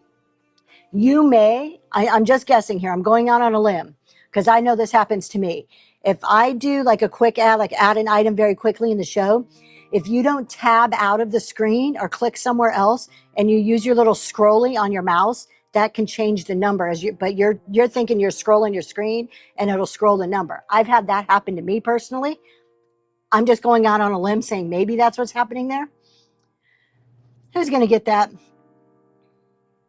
Crick and Nick's favorite finds. Congratulations. I have a bin show today that I usually do as flash sales. I'm going to change it to an auction. Yeah, change it to an auction. See what happens. You guys, there are many different ways to do things. And I'm not against, no, I can't say that. There's certain things that I personally just have an opposition to. But I think the biggest thing that we take away from all of it, from what anybody says, is that understand what are all the options, understand the pros and cons, and then make an educated business decision. The other thing is too, don't discount something. Don't like just throw an idea away without trying it in some fashion. There are so many people who are like, oh, I would never do reduced shipping. And they're the same people who have never tried it. It's your decision whether you want to do it or not, but at least try things before you speak about them. Well, today's show is always on today's show. Our shows are always on YouTube. Zoe's Treasures, same name on YouTube. Do marketplace and bins help with discoverability? Not for your shows. The marketplace and the bin it's not direct. The marketplace, no, not for your shows. The bin in the sense of how are you categorizing your items? So the category of your items. So again, we go back to what Whatnot says for the buyer. They look at their explicit and implied interest of category for like overall category, and then things they've clicked on in the past, whether it be shows or items. So if I've clicked on a lot of Fenton items, if I'm looking in the marketplace, I'm looking in other places, and my activity is a lot of Fenton viewing, Whatnot knows that about me. Their computer remembers that. So then if your show has Fenton, if you have stuff in your bin that's categorized, it has the word Fenton, it may bring that on my For You page because Whatnot knows my history. That's how it matters with discoverability. What state? I am in Pennsylvania, Southern Pennsylvania, and right now I'm in Florida currently right now. I live in Southern Pennsylvania. I'm traveling for work. My husband's like, you lied. That's not true. I live in Pennsylvania. I normally do my shows from there. I am on a work trip. If you purchase from a marketplace, but if you purchase from it does direct you to the seller shop. Yes, correct. Because now it's reading you because you purchased from that seller. Whatnot will look at sellers you've interacted with, and the types of items you buy and the types of categories you go into. It's pulling your preference. Those are all of your implied interest that Whatnot's pulling. What is my profit? So I don't discuss my profit numbers. And the reason I don't is that it's nobody's business. And I actually think people who tell you their numbers are kind of tacky. This is my business. I'm a CPA. I wouldn't be here for 3 years, going on 3 years, if I wasn't making money. What do you do when someone bookmarks a bin item? Do you show it in the auction? So if they bookmark a bin item, do you show it? You can. I mean, that's up to you. Normally, the way I approach it, and I think everybody has a different viewpoint on this. So if anybody has different viewpoints, please put them in there for Ren Found It. For me, I have gone away from listing items in the bin. Personal preference. Okay, I'm not saying that's what you need to do. That's my personal preference. And I like to run in order of the items when I pre-list. I've been doing more random, but when I pre-list, I like to run in order. I usually will not pull a bin item in unless somebody requests it.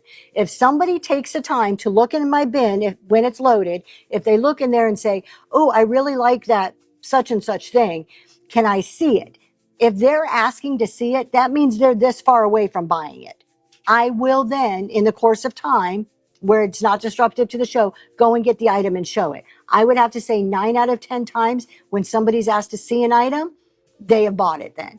So that's the only time I normally pull from the bin into my auction. That's my preference, though. There are probably many other ways that people choose to do this. You are by Pittsburgh, so you're only a couple of hours. Different practices, tried them, don't end up implementing. Yeah, try different things so you at least understand it and figure out what works for your business. Whatnot is full of tools, and there is no one way that everybody is going to do this. What if my interest doesn't match what you sell? It doesn't have to. You don't have to like what you sell. You have to be able to get excited about something that you sell. That may be the money that item is going to make you. You may sell something that you're like, I'd never put this in my house, or I'd never wear this, but you know what? I'm making money, so I'm going to be happy and excited about it. Your interest doesn't have to match what you sell. Now, if you can't get excited about it, though, you can't be happy and show the benefits and all of that, your buyers will see right through it. They'll see how you feel about it. So as long as you can hide your personal preference, go for it. When you clone items, does it duplicate the listing or move it? Meaning, does Whatnot keep track of all the numbers? Yes, it keeps track of everything. It is literally like a copy and paste when you clone items.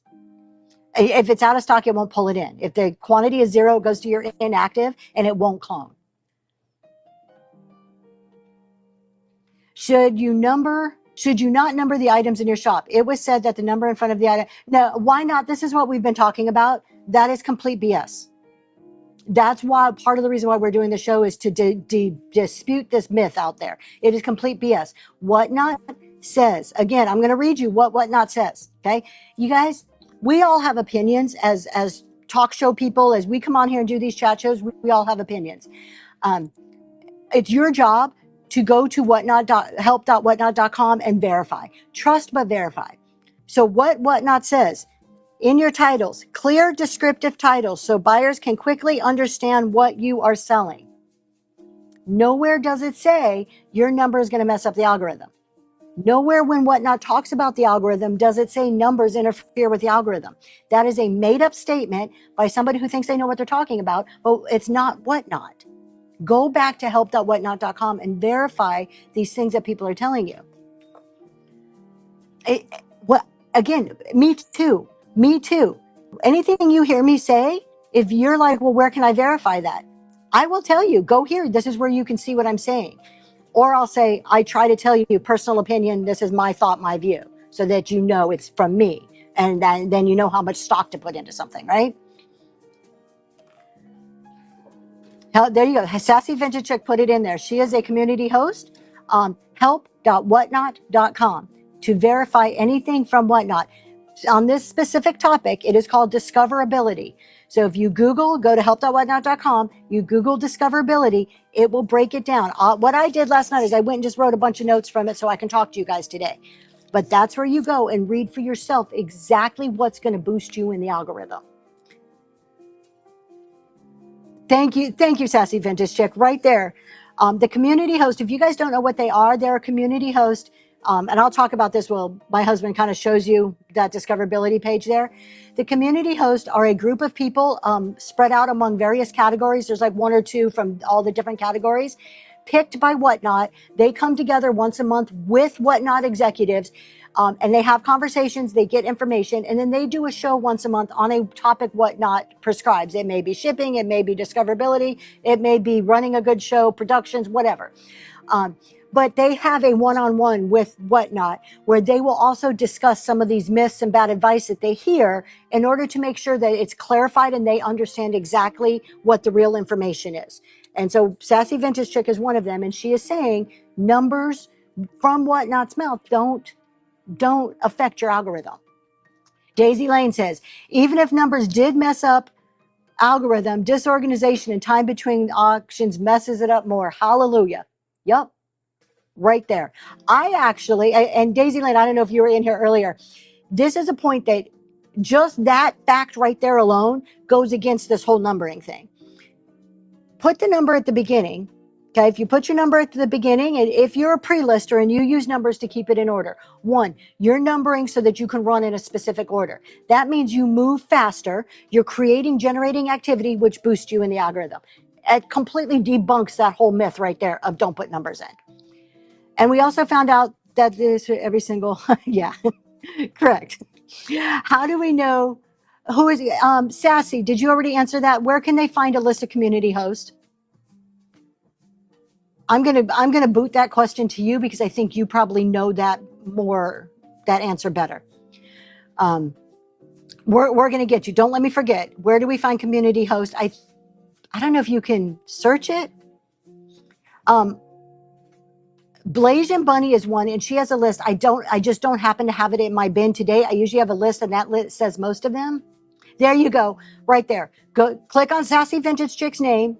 Check out one of her chat shows. She has it posted in her chat shows. So if you want to know all of the community hosts, there's exactly how you find it right there. Or DM her. Look at that. She'll even send it to you.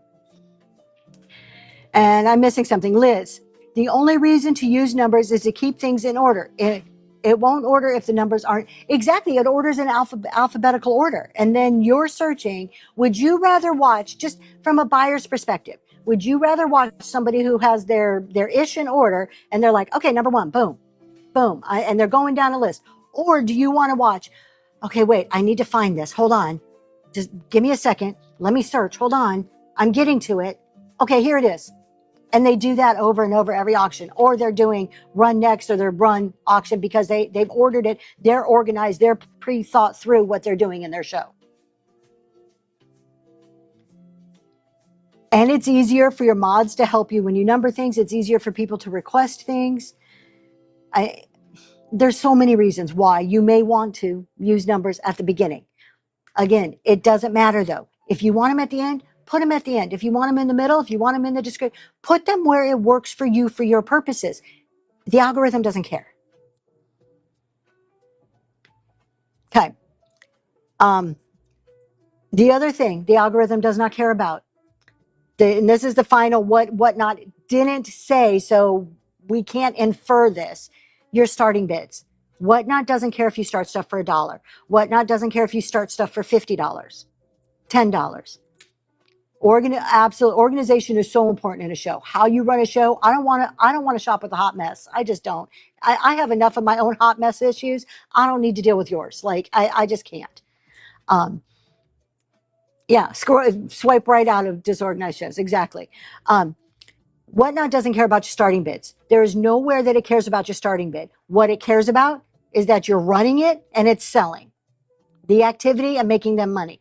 They don't care what you start it for.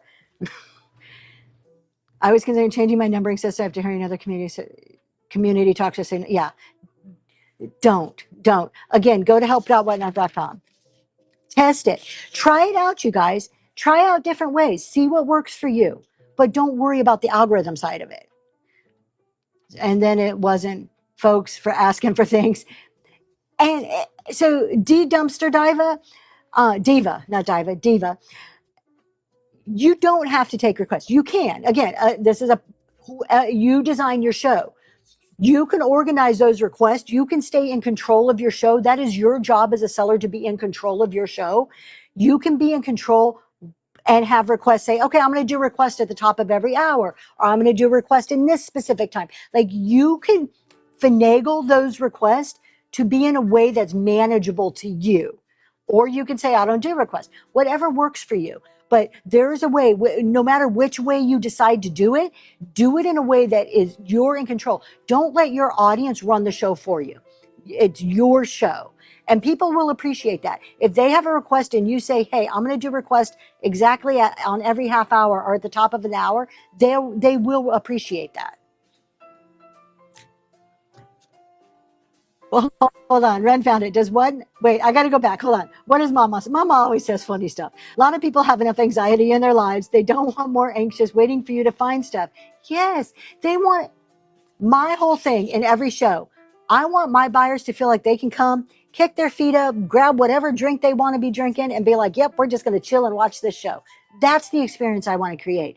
I don't want them going like, damn, that girl can't find anything. She's a mess. Like, think about what experience you want to create. Does Whatnot pay attention to this so-called knowledgeable person that is feeding us crap so much time? I don't want to get on any one seller. Look, there's a lot of bad myths out there. I know what you're talking about. I get it. There's certain people that get under my skin too. Trust me. My husband hears all my complaining. As long as these sellers are going to be out there giving bad information left and right. Okay. As long as they're not breaking terms of service, they're doing their business like we are. They're just choosing to also give bad information. Do I want Whatnot cracking down? Part of me says yes, but the other part of me is like, I don't want the bad sellers to ruin chat shows for everybody. I don't want Whatnot coming in and saying, if we can't control the message, nobody can talk about it, because then that hurts my business. So I'm kind of on the fence with what I feel Whatnot should do. Mr. Curated. Well, hello, Mr. Curated and Caffeinated. We've said it so many times. Buyers are choosing to watch you over TV, other apps. Exactly. You've got to keep it entertaining. You're creating that experience 100%. It's exactly what's happening. Whatnot can't police like that. It's too much. Yeah. Husbands are crazy cool cats. They sure are. Algorithms, quit peeking through the window and send some folks in. Just bring them all to me. Just bring them all. That's what you got to do. There you go. Ginger Patch says, we call this academic freedom in higher education. Everybody has, I'm not getting political. I'm going to say this once. Everybody has a right to say what they want to say in their shows. It's their show. It's our job. It's our job as people in the show to trust and verify. If you blindly accept what everybody tells you, that is on you. Okay? Not on the seller.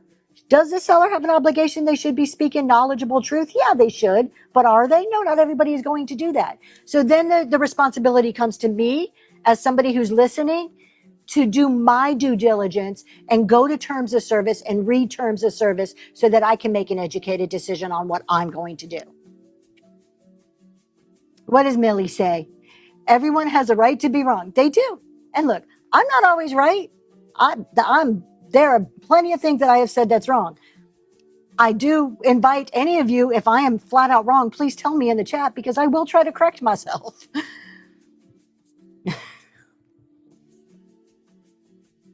Tara says, we're all adults here and we can make sure everything is either right or wrong by going to help.whatnot.com is your friend. It is your guide. It is the I don't want to say Bible because I don't want to offend people. It is the book that you should be running your whatnot business, like the rules. Those are the rules we have to follow. Know them, understand them, and then go do your thing. Let's see. You know, my husband recorded that I could be wrong. Oh, I'm sure he'll play it back for me daily. Is shop the gingham square. Is there a magic number of items and shows that is just the right amount and not too much? So it depends who you ask. It depends who you ask on that. Okay, hold on. I'm going to get back to that because I want to expand on that. Why Not says, I'm a new seller just trying to learn so I can appreciate all the correct info. Well, thank you. I mean, I'm trying to bring you correct info, but you can always go help.whatnot.com. That is the correct info until they change it. Then we change according to what the rules change. Okay, a magic number of items and shows as the right amount and not too much. I don't think there's a right amount. Now, there is a theory of decision fatigue and choice overload. So I want you to think about this. When you go into somebody's bin, you're in their show and you go into their bin. How many times can you do this looking through their shop before you're tired of doing this? And you're like, okay, all right, I'm done. It becomes choice overload, decision fatigue, okay? So keep that in mind when you're thinking about how many items to have in your shop. My personal preference when I'm the buyer is maybe 20 to 40 items. But that's my preference. I get tired after that, any more than that. Some people may have a higher tolerance and will swipe more. So link it back to what's the experience you want to create for your buyers. I've chosen to start pulling many things out of my bin because I don't want people in my bin. I want them watching me on the screen in my show on the items that I'm selling. So think about the experience you want to create and how they will feel when they're looking through your items and use that as your guide. Millie, absolutely. I agree with you. Make it your ringtone. Make it your, oh no. And in your listed shop, to me, the listed shop is completely different. Those are static listings. Have 1,000 of them in your static listings. Who cares? Because they're not scrolling like this. Those static listings are found mainly through searches, not scrolls, for the most part. So that doesn't matter. Millicents, Jeremy and said, oh, you're always right. You are always right, Millicents. I think you're pretty darn smart. Scuba says, after 13 months, I did a flash sale out of your bin. Congratulations. You are now officially one of us, Scuba. Can you show people where the other message requests are so I know how to get there, but so many don't? We'd be happy to show you. I don't know. Can you pull that up? So what Christy is talking about is those elusive other message requests that I forget to check too often. Just saying, if I didn't answer you right away, it's probably because it was sitting over there and I didn't check it because, it's just not an ingrained behavior in me yet. Not an excuse. It's just not. So we'll show you, just in case you're missing messages, where they are for those of you who may be new. All right. I want to show you my profile real quick. So. Oh, we get to read all his messages. Uh-oh. So here goes. So right there, that's my profile. If I go to my messages on the very top, right next to the bell, that shows the messages of the people that I've been contacting with. But if you're missing something, usually there's going to be a red dot by the hamburger menu on the top right. You click that and it says message request. You click the message request and that's what it's going to show. So it's going to show all the message requests of people that you haven't been in touch with. And that's where you accept or deny. And Whatnot tried to do, I think, okay, this is my interpretation of one of the reasons they probably did this. So my interpretation is people are spamming, sending their shows too much, and this was a way to try to help segregate the spam messages, kind of like your junk folder on your Outlook emails. So you guys quit sharing your shows. Just please don't. Please don't. I'm telling you right now that unless I know you and I have some relationship with you and you're like, hey, Tracy, this person has XYZ that I know you love, I'm probably not clicking on it. I'm probably not. And if you do it over and over and over again, I'm probably reporting it as spam. Do not message your shows to everybody on your Whatnot list. I saw this on Facebook the other day, and there was this big old thing about it. It's against terms of service. Terms of service tells you that is spam. Difference between shop and bin again. Your shop is in your marketplace. That's if you go to your profile, that's your shop. It's available all the time. That's your marketplace. Your bin is here in the show, and if you click on store or shop down here, that's your bin. Buy it now. Bin stands for buy it now during a show. Make sure y'all. Thank you so much. Thank you. That's right, Southern Charm. What did I miss that Southern Charm said? I'm missing a lot of comments. I'm trying to catch up really quick here. I know he's yelling at me that I'm missing comments. We've got a couple of people that constantly share shows to us. One has even shared our own show back. Oh my gosh, your own show back to you.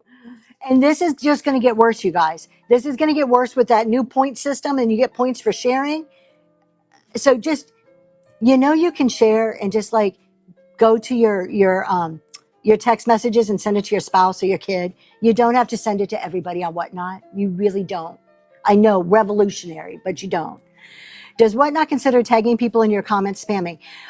Not unless you're doing it in an excessive way. If you're tagging something like, I may tag Southern Charm, hey, they're doing Vintage Christmas. I know you love this. That's from a personal relationship. I'm letting you know something because I know something about you. You're not spamming people. How do you move items from the marketplace to show to the bin? In your inventory. Nervous Nelly, that go to that inventory item. In the inventory item, there is a button to do it in there. Does just hitting share button and copy and not sending it help the algorithm? That does not help the algorithm. Hold on. I'm going to answer that in a second. My husband's like, I got to go back up. All of these questions can be answered. Thank you, Tara. All of these questions can be answered on help.whatnot.com. You can literally ask anything and it pulls it up for you. Thank you. Yes. But let me answer this one. We are Seller Sports, so I will keep answering it if I can. Does hitting share and copy and not sending help the algorithm? No, there's no activity. Why would Whatnot push you up for it? Think about it from Whatnot's point of view. Is it making Whatnot money? Is it generating those sales, the activity? Nope. Is it moving the chat? Nope, because there's a direct correlation between chat and activity. So no. If you clone shop, I'm going to say no also because it doesn't tell you that in help.whatnot.com. It doesn't say that it does. If you clone items in the bin, will it remove it if you clone items? If you clone shop items into the bin, I'm not sure what you're asking.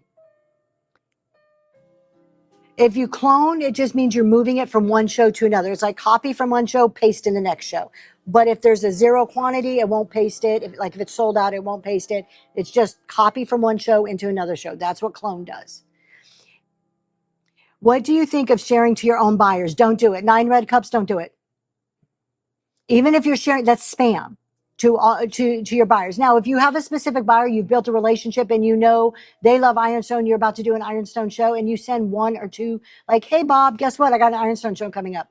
That's not a big deal. You know what I would suggest you do? If they're your regular buyers, make sure that you're doing calls to action in your show. Make sure that in your show, you're saying, hey, guys, I'll do one right now. All of you who love primitives, Saturday at 8 a.m., I'm doing a primitive show. Don't miss it. You know, I always have Ironstone and some really cool primitive stuff. Do something like that. If you're constantly talking up and doing calls to action for the things you want your buyers to know, they're going to know it. You don't need to share the show because they're going to be in there when you're talking about it. It should be our job to verbally state it, state the behavior that you want seen happen. Mary says it good. Unless it's from a good friend who knows exactly what I like, I never click on a shared show. I always click when my mods share. That's why I'm broke, because your mods are your friends. Your mods know that you want to go buy that stuff. I'm trying. I'm not trying to be ugly at all. No, you're not being ugly. I just want to stress how helpful it is. Exactly. Yeah. No, Tara, feel free. Look at you guys. I don't care if you disagree with me, that's okay. We can have healthy disagreements. We talked about community a few weeks back. One of the key factors of a good community is healthy disagreements within relationships.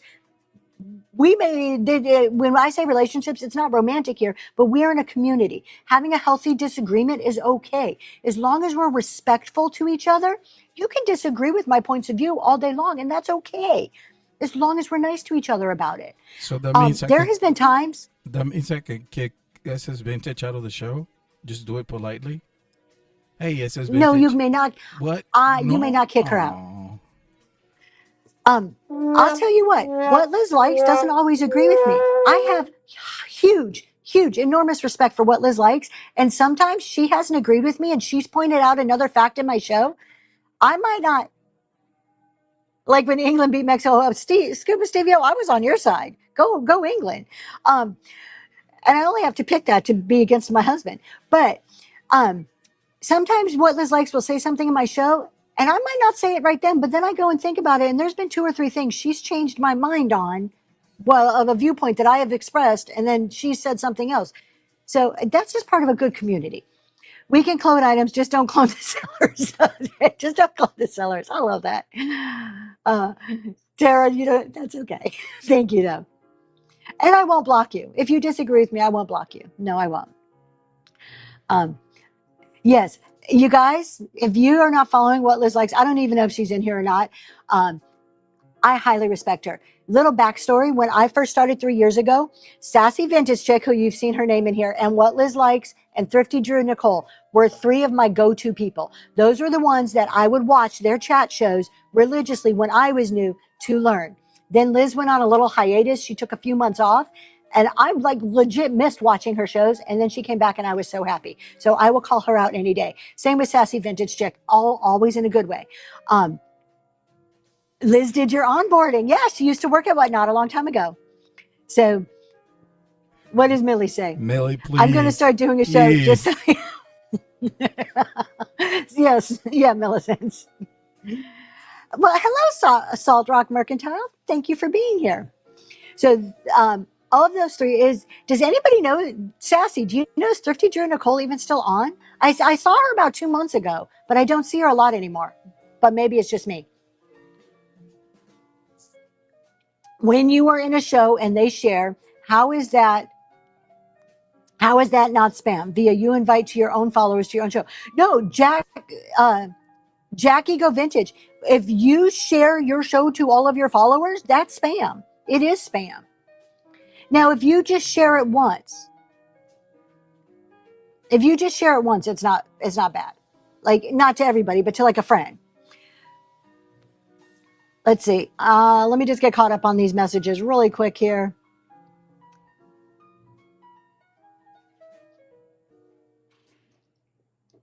Oh, is she on right now? Thank you, Moonlit Vintage. I'm going to need to go say hi. I saw her. She popped in my show about 2 months ago. Arts and prints. Okay, maybe that's why I don't see her, because she used to do a lot in vintage. But just saying, those are the 3 that I listened to when I first started.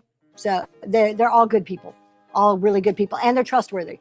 You will get to a point that you know who the trustworthy people are. You'll find your people that you're like, okay, I can rely on them. I fact checked them enough. I can rely on what they say. Direct message, yes. Thank you, Forgotten Memories, for pointing that out. Out and About Vintage. I have 30 to 40 people per day. Oh my God, I feel for you. Sending me their shows, and I don't even follow them. I need my messages for customers. Exactly. It messes up all the activity that I need to respond to as a business owner. Out about Vintage. When that happens to me, what I do is I have a snapshot of the community guidelines where it says that DMs sharing your show would be considered spamming. And what I do is I reply to their message and I say, look, you need to read the community guidelines. Please make sure that you are following this, because otherwise you're forcing me to report you to Whatnot for violating the community guidelines, and that can get your account banned. Yeah, I've been blocked by a few people because my husband reports more than I do. But if you spam, we share. He has his account, but we're both working on Zoe's Treasures. And there's been some people who have spammed so many times that he's reported it and then they block me. I'm like, I didn't even report you. It was my husband. No. There are sellers going into people's shows, asking people to leave that show and come into there. That is absolutely, Christy, that is absolutely so rude. While we talked about this in our show when I talked about community, this is a community, it's social selling. But let's face it, everybody in your category is your competitor. You're here to run your business and do your thing. But no matter what, we treat each other with respect. We treat other sellers with respect. Am I talking out to get myths and bad things that I've heard out there today? I am. Will not name any sellers, no matter what.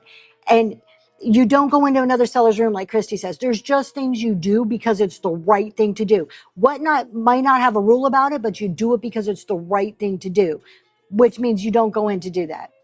I don't know if that would be considered harassment, going into somebody's show and doing that. I think it's incredibly disrespectful, rude, and borders on unethical as a business owner. But I don't think it's not against terms of service, but it's just not right to do.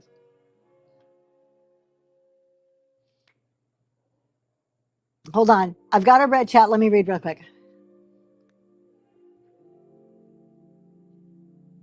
Yes, Carly, go for it. Go for it. Send me a message. And they need to take a course on ethics. Yeah, some people just don't know.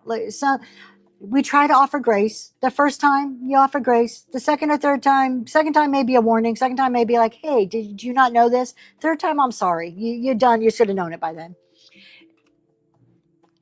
Read for that. You can call out whoever you want, but is that the best way to handle it? Is calling out somebody is the best way to handle it? I prefer to take that Southern approach of, when somebody earlier asked me what my profit were, I'm sorry, I don't share that information. It's just not necessary. You could be polite. You could just dismiss somebody in a polite manner on questions that aren't appropriate.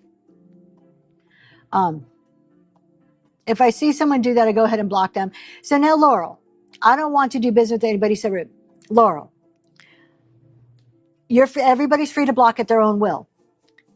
And you go for it. You know what?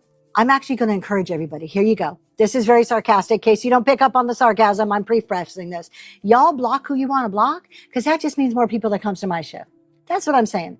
Now, on a serious note, non-sarcastic, serious note, we need to be careful. You could be blocking a future blessing. I strongly believe in this. I have blocked a total of like 3 people. Is it 3, maybe 4 now? Maybe 3 or 4. Very rare. And I don't say that in a form of superiority or anything like that. I don't see that there is a need to block people unless there are some people that come in that are racist, homophobic, nasty, rude, disgusting people. They're no-brainers. They need to be blocked immediately. I wouldn't even give that a second thought. I don't block because you cancel an order. I don't block because you refund an order. Now, if you become a problem customer, I block one person for being a problem. I've talked about that in the past. You can go watch it on YouTube. Why? You're blocking future blessings. You don't know if that person is going to be your next best customer. They may be new. They may not just understand what they're asking. We need to offer more grace in what we offer on Whatnot. Let me read what Mama's Couch says. Hold on. I got to find it. Hold on. No wonder I can't read my chat. It's like it went from being big to small. Now, here it is. Okay. Let's see if I can find Mama's Couch's comment. She keeps blocking me. I have never blocked you. I don't block you. All right. Let me go read the questions that I missed. I would love a button that we could opt out of shared Faye West designs. Send that to Whatnot. That's a good suggestion. Out and About Vintage. There's no list of people that you block. So if you're in a raid, is there? You can find a list. Hold on. Wait a minute. I'm learning something new from my husband. Hold on. This is like historic. Okay. Wait a minute. It says Out and About says there's no list of people you block. So if you're in a raid train and you block that person, you can't raid into them, you can still raid into people that you blocked, because you can raid into people that block you. Because there's somebody that's blocked me that sometimes shows up on my list. Okay, my husband says that you can see if the people you've blocked. I was not aware of this. Would you like to show us? Well, no, because then it's going to show who you blocked. So that might not be cool. Where do you go? 53 scuba. Give me 1 second. Let me see if I can do that. Okay, he's going to tell you. I don't think you should show it because if you've blocked, I know you've probably blocked more people than I have. Besides using a blocked word, how do you create a red chat? Just you have to use one of like boobs, BBC, PayPal, but make sure there's not a period after it, because if you put a period, it messes it up, and then everybody's going to see your private message. So, or using a specific word that the seller has set up. So some sellers will say, hey, if you want to red chat me, my word is whatever it is. So then you know. I don't do that. If you want to red chat me, put boobs in there. Just use one of the common words. Tickets for the PA meetup. We only have 60. Hold on, let me look. Whatever it says right there, he has it up. 53 tickets available for the PA meetup, not counting a few that Jeremy has. I don't know how many he has, because I know he's been selling them, and he didn't have a whole lot to begin with. Yes, Christy, that is one of them. I'm getting a lot of red chat words right now. Uh,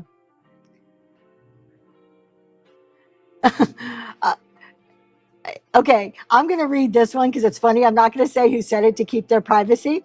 Porch goose is a red chat word, and I don't know why. Our autocorrect, let me see if I'm missing any questions. Besides using a block word, I got that one. We got how many tickets? Let's see. Or autocorrect changes it to books. Yep, be careful about, because then you got a private message that everybody's reading. May I ask what the CEO challenge is in the show notes? Absolutely. I would love to talk about the CEO challenge. We got a few minutes left together. So if you guys don't know, the CEO challenge is a challenge that I have come up with.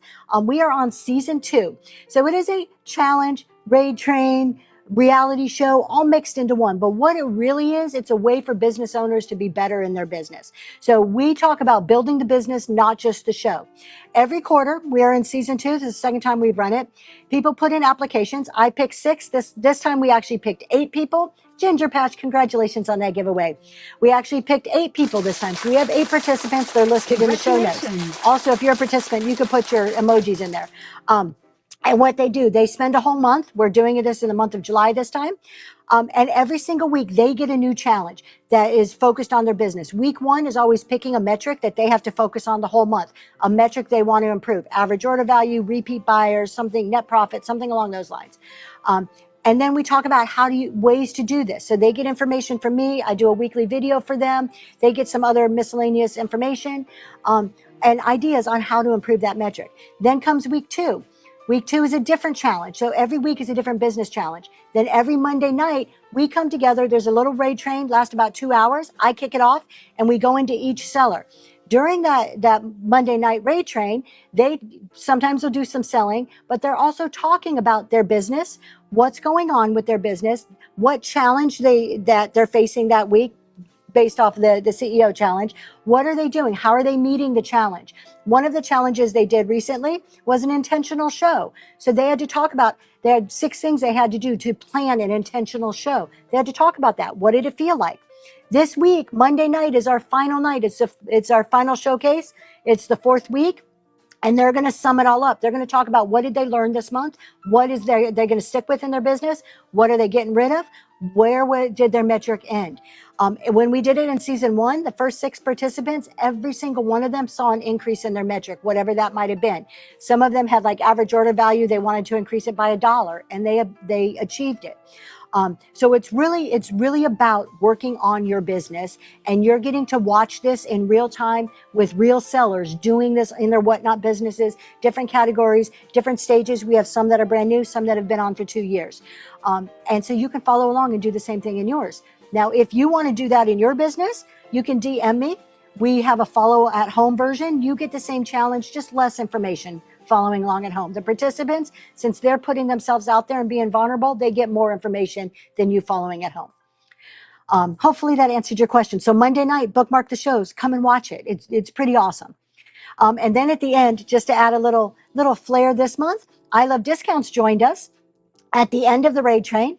Myself and I Love Discounts, we go over the shows. We go over each one. What did they do well? What can they improve on? And I'll tell you what, you know what we're seeing? people coming in the chat, taking notes, because they're applying the same advice into their businesses. It's pretty amazing to watch. Okay, Swamp Chick, how about a premier seller who's in your chat show and is combative and is trying to correct you on something and they're wrong? That may be a case, Swamp Chick, where I would boot them from the show and then maybe have a conversation with them, like DM them on the side. I always try, look, sometimes I'm just a salty, you know what? I'm human.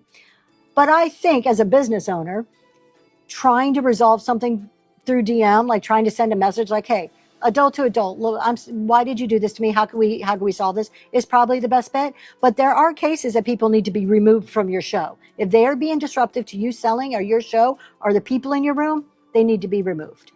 Maybe not blocked, but at least kicked out of that moment. Give them a time. They need to be put in time out, right? We're not blocking people. They were just helping them find another show. That's right. We just need some space. You need to go breathe, and I need to breathe. Porch Goose functions and you for a double.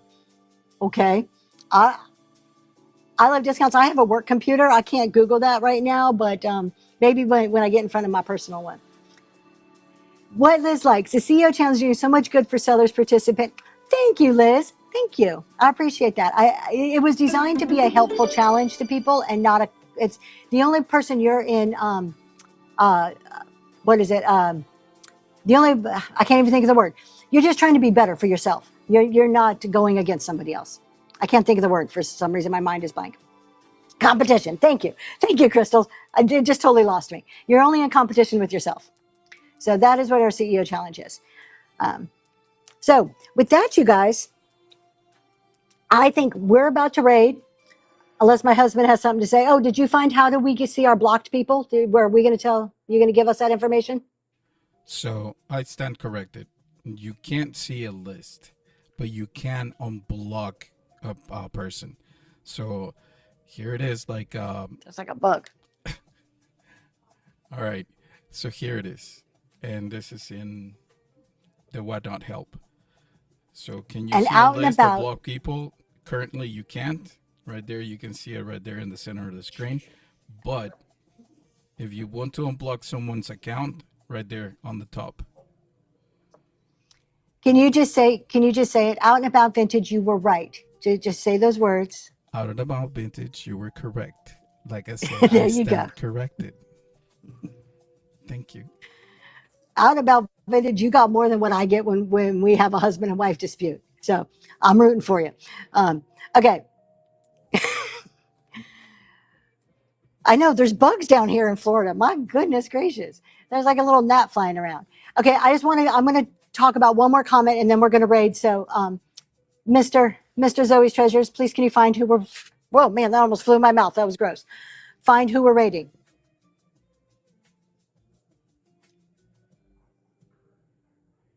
For info, again, it's what? For info. The CEO challenge, or you're talking about blocking people? I'm not sure what you're talking. Put it in there, CM88, what exactly you're wanting more info on. I want to go to this comment really quick. Rachel Flip says, also, I don't think promoting in shows during selling actually helps. It does not. Most people will not follow. If you read my show notes, it says, talk in the chat, be active, network and make friends. That's going to get you far more than any promotion in somebody's chat does. So that is in help.whatnot.com. Yep, help.whatnot.com, you guys. Best friend, that's where you go to get all your answers right there. Or to verify what people say. Help.whatnot.com. And with that, we're going to go raid. You guys have a good rest of your week. What day is it? Today's Wednesday. Friday morning, we'll be back on. We're going to be talking about sourcing with goals on Friday morning. And who are we going to raid? Oh, he's looking. See, he should have been ready. He's not ready. I am coming home. I'm coming home tomorrow. As long as the flight goes, I'm coming home tomorrow. I am in Orlando today. So, thank you so much, Virginia. All right, you guys ready? I'm going to send you to some jewelry. And you're in St. Augustine. Should be really nice jewelry. Oh, in San Agustin. I missed that. All right. Have a good day, guys.